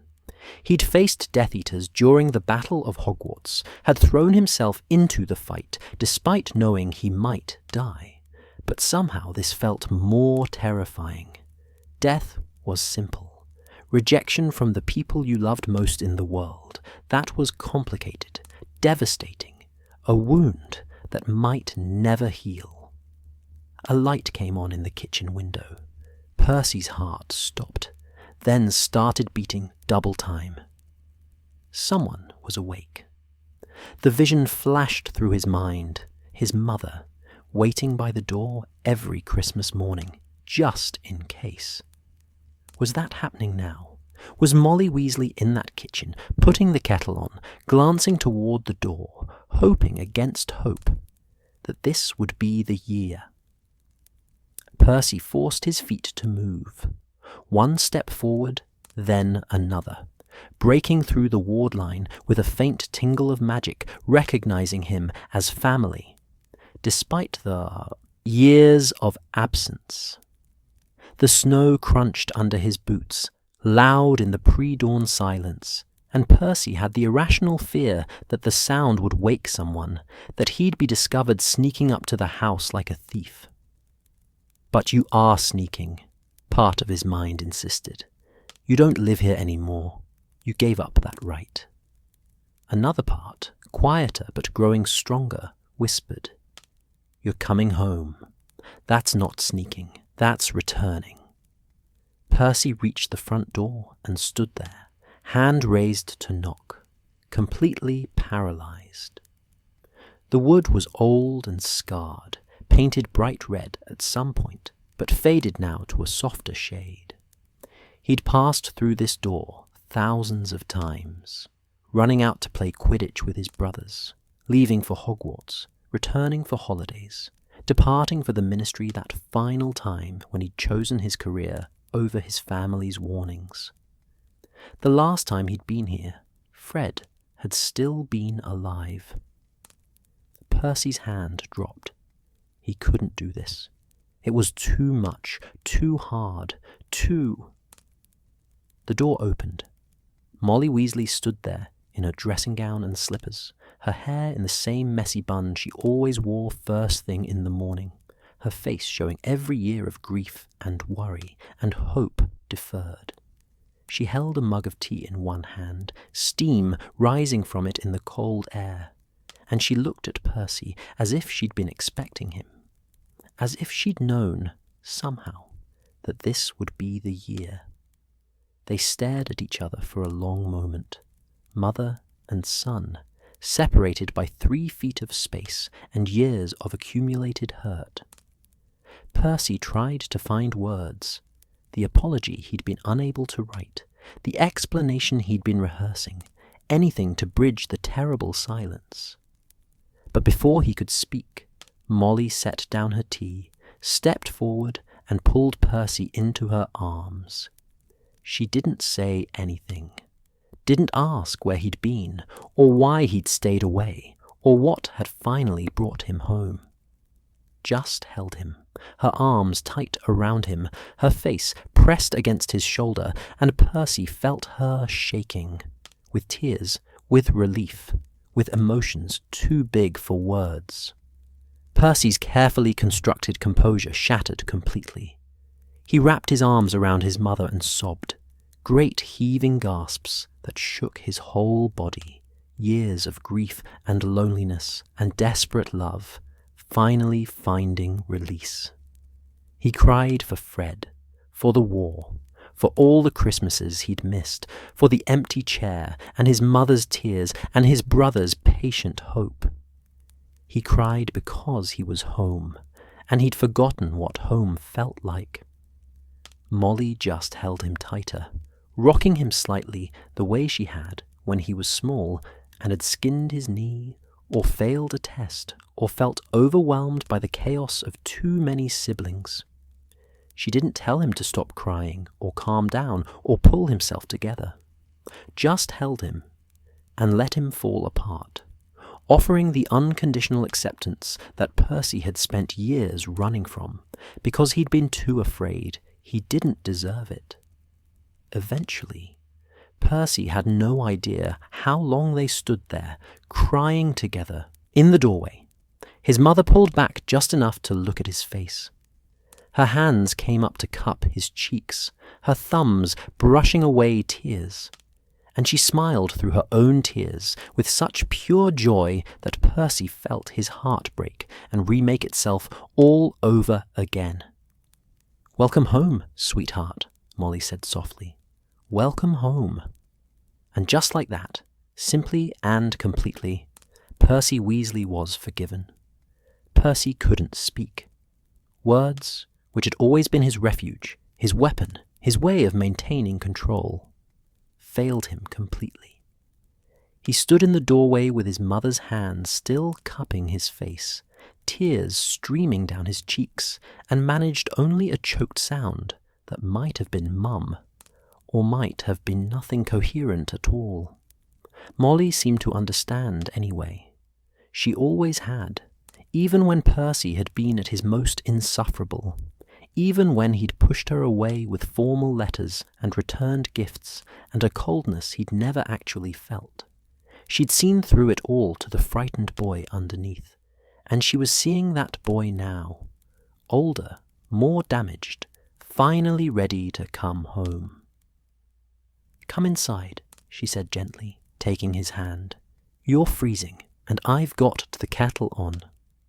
Percy let himself be led into the burrow like a child, overwhelmed by the simple familiarity of it all.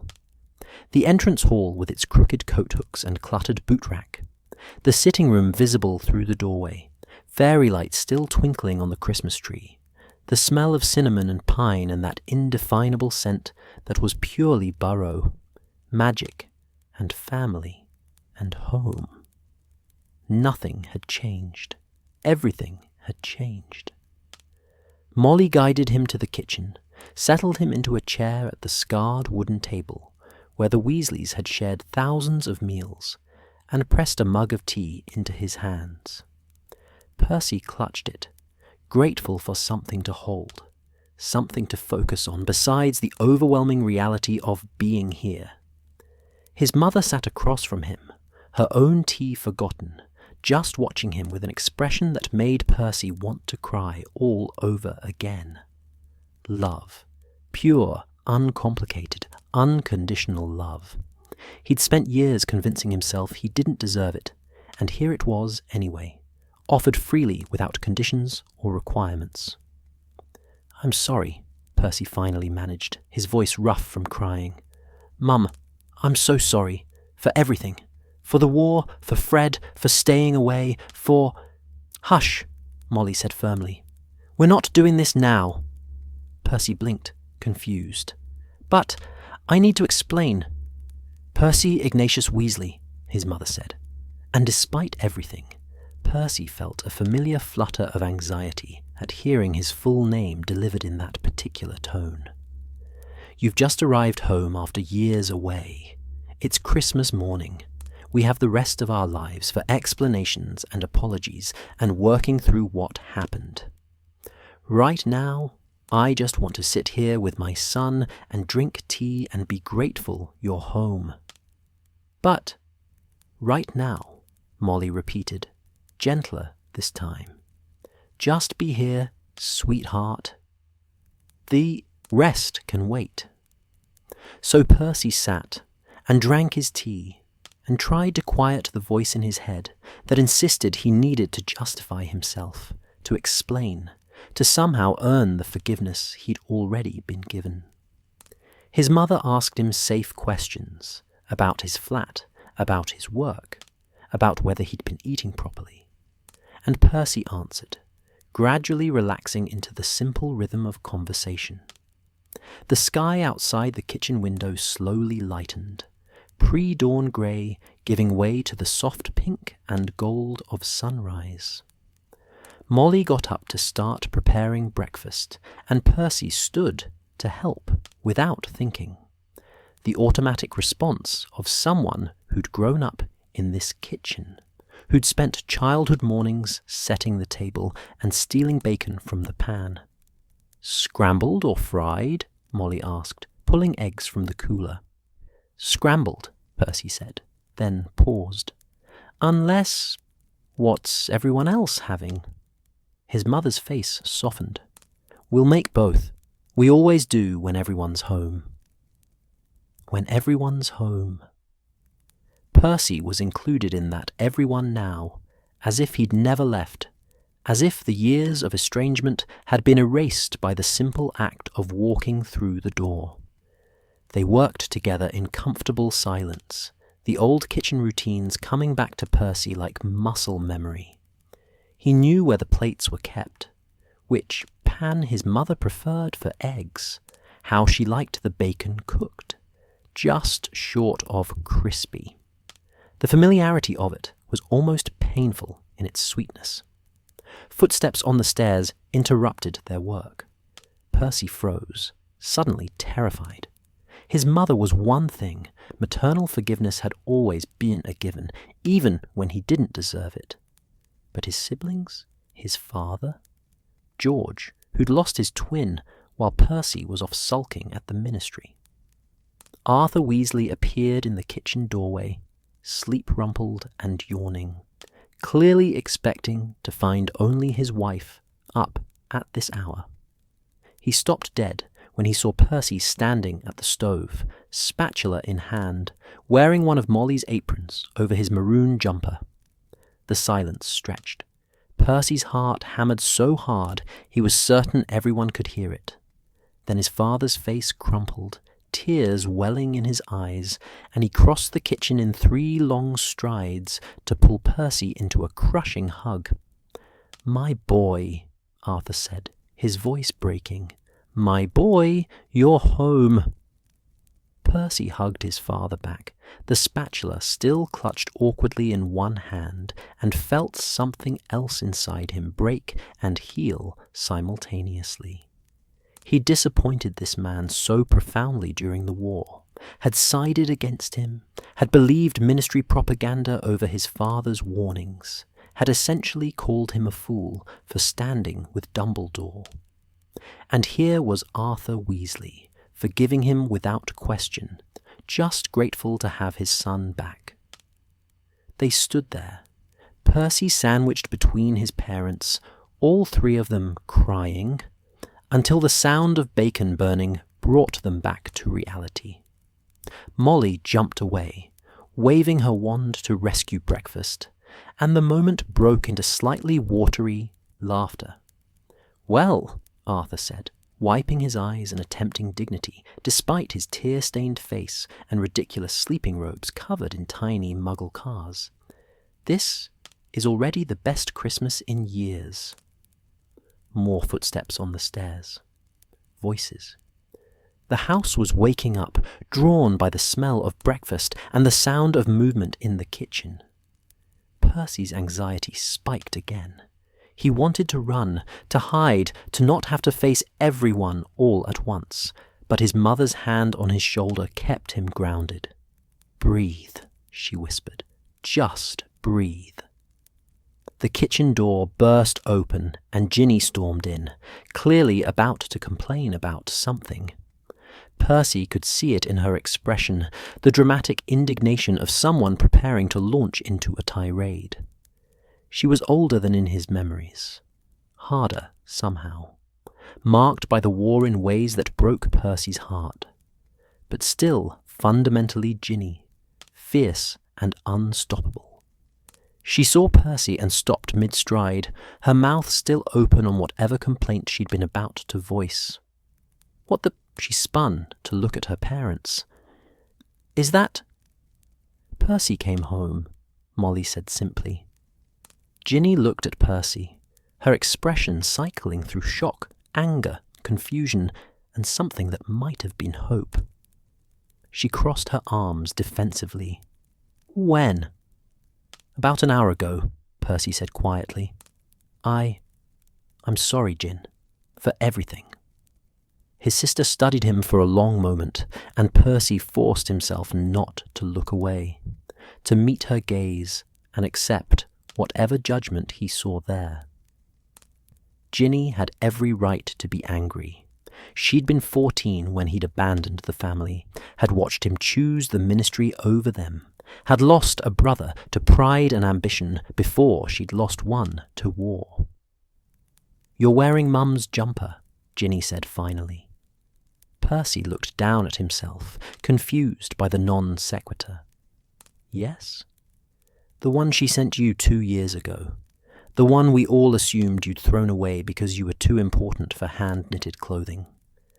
"I kept it," Percy said. "I kept all of them.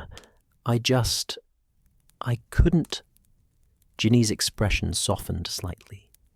"You're really here. You actually came home." "I should have come home years ago." "Yeah?" Ginny agreed. "You should have." The brutal honesty stung, but Percy welcomed it. He deserved honesty, deserved anger, deserved whatever his family needed to give him. But then Ginny moved forward and hugged him, quickly, almost violently, her arms tight around him for just a moment before she pulled away. "Don't make a big deal out of that," she said, already turning away, her voice suspiciously thick. "I'm still mad at you. But it's Christmas, and you're home, and I missed you, you git." "I missed you too," Percy said. More siblings appeared, Bill and Fleur from the guest room, Charlie having flued in the previous evening. Each reaction was different, unique to their relationship with Percy. Bill's quiet approval and firm handshake.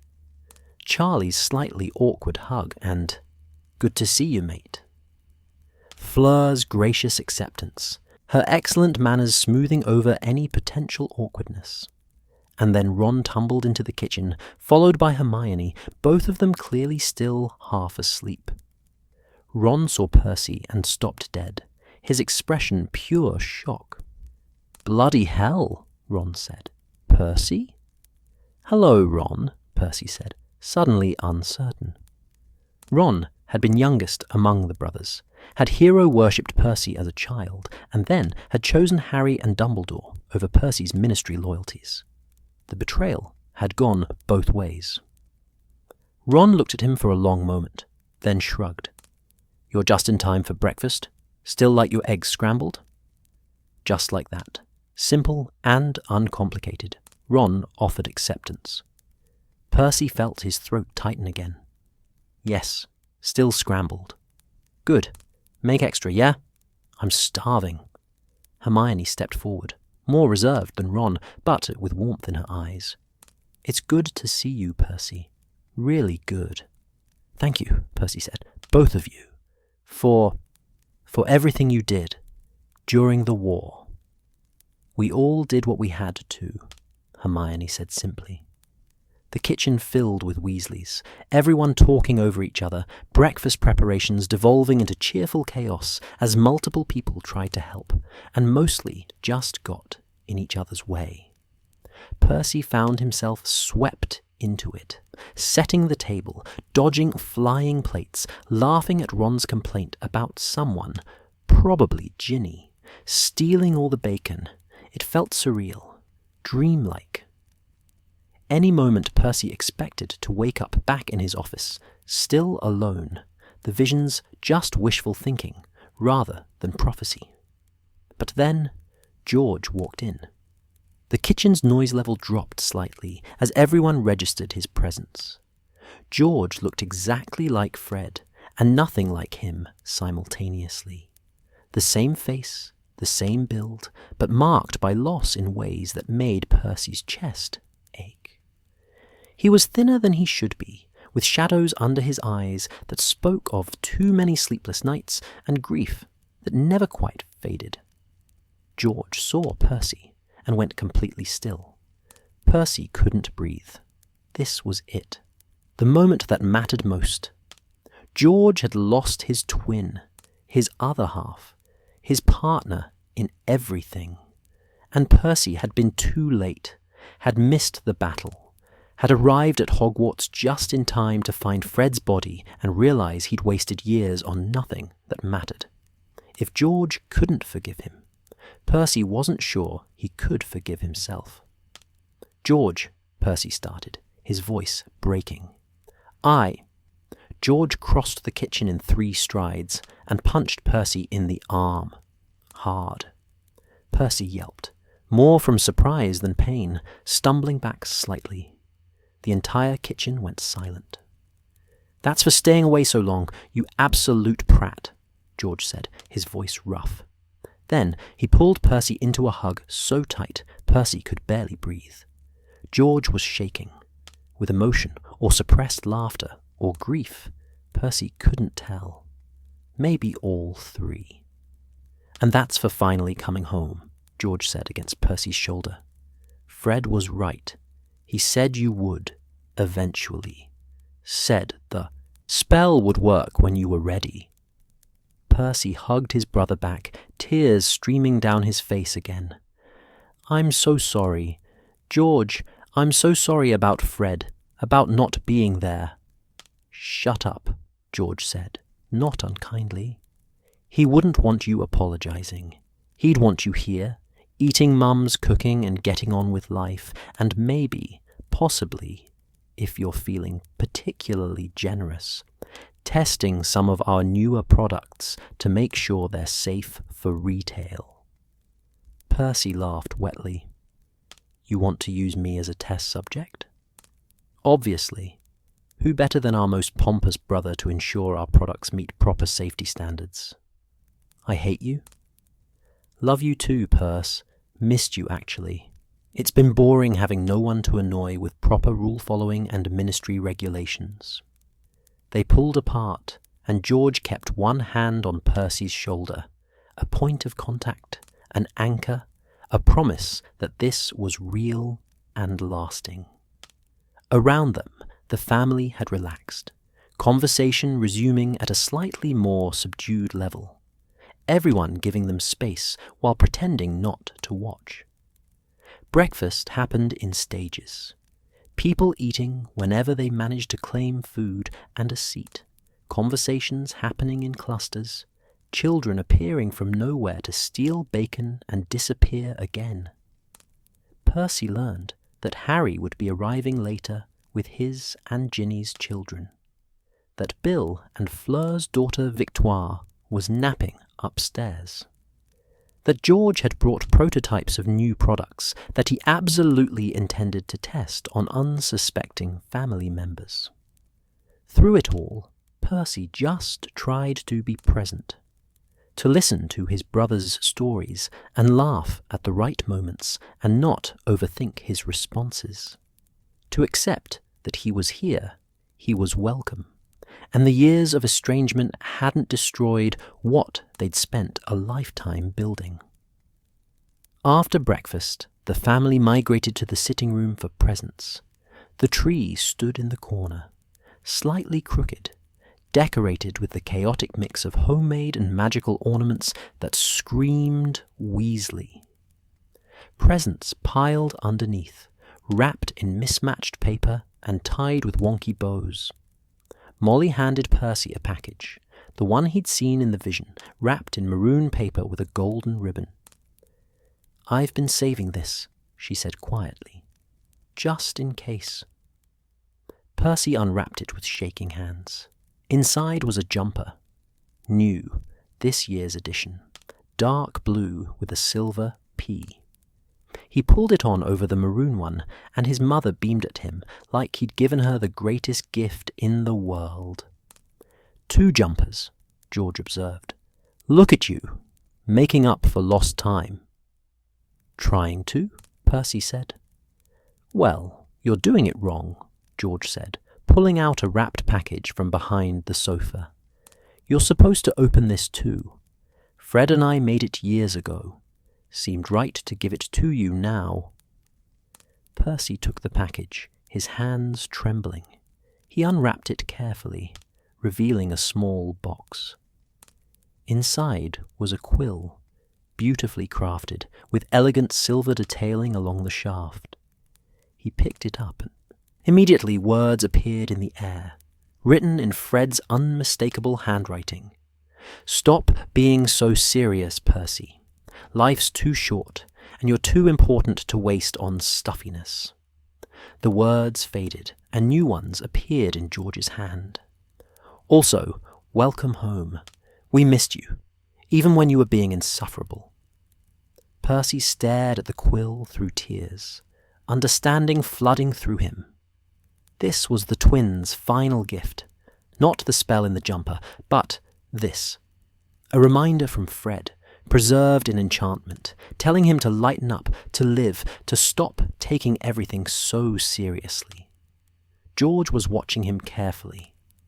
It cycles through about 20 different messages, some funny, some serious, some just Fred being Fred. "We charmed it to encourage you whenever you used it. Thought you might need it, working at the ministry and all." "It's perfect," Percy managed. "Thank you, both of you." "Just Fred now," George said, his voice catching slightly. "But yeah, he'd be glad you're here." The rest of the morning passed in a blur of wrapping paper and laughter and children appearing as promised. Harry and Ginny's kids, more nieces and nephews than Percy had realized existed. They accepted his presence without question, with the easy adaptability of children for whom Uncle Percy had always existed as a theoretical concept, and now simply existed in practice. Percy helped clean up torn wrapping paper, answered questions about ministry work from Ron and Hermione, discussed dragon preservation with Charlie, let Ginny rope him into playing with her children. And through it all, he wore both his mother's jumpers and kept the enchanted quill in his pocket, his brother's love wrapped around him in wool and magic. As afternoon settled into evening, Percy found himself in the garden with George, ostensibly helping prepare for an impromptu snowball fight, but really just standing together in comfortable silence. "You know what the best part about the spell was?" George said suddenly. "What's that?" "Fred designed it to give you what you needed to come home, but he also designed it to remind you why coming home mattered. Not just guilt or obligation, but actual connection. Love. The stuff that makes all the mess and chaos worthwhile." Percy nodded, unable to speak, past the lump in his throat. "He knew you, Perce, better than you knew yourself, sometimes. knew you were scared of not being perfect, of not living up to expectations, knew you'd get lost in trying to be who you thought you should be instead of just being who you are. "Who I am is someone who hurt this family," Percy said quietly. "Who you are," George corrected firmly, "is our brother. Pompous sometimes, yes. Stubborn, absolutely. But also kind and brilliant, and trying so damn hard to do the right thing that sometimes you lose sight of what actually matters. And we love you anyway. All of it. The annoying parts and the good parts and everything in between." Percy looked at his brother, at Fred's face. Worn by George, marked by loss, but still standing, still fighting, still showing up for family, despite how much it hurt. "I'm going to do better," Percy said. "I'm going to be here, for all of it, I promise." "I know," George said simply. "Otherwise, Fred's spell wasted a lot of very complex magic, and that would be embarrassing for everyone involved." They stood together as snow began to fall, watching through the kitchen window as their family prepared dinner. Molly bustling about, Arthur attempting to help and mostly being redirected. Ron and Hermione arguing about something. Ginny laughing at one of Harry's terrible jokes. Bill telling a story with expansive hand gestures, while Fleur tried to keep Victoire from enchanting the decorations. This was it. This was what Percy had nearly lost forever. Not the grand gestures or important moments, but the ordinary magic of family. The chaos and laughter and love that happened in kitchens and gardens and crooked sitting rooms on Christmas afternoon. "Ready to go in?" George asked. Percy took one last look at the Burrow, his home, imperfect and chaotic and absolutely perfect. Then he nodded. "Yeah," he said, "I'm ready." They walked back to the house together, and Percy crossed the threshold, not as a visitor or a prodigal son, but simply as family. The door closed behind them, shutting out the cold and the darkness and the years of loneliness. Percy Weasley was home, and this time he was staying.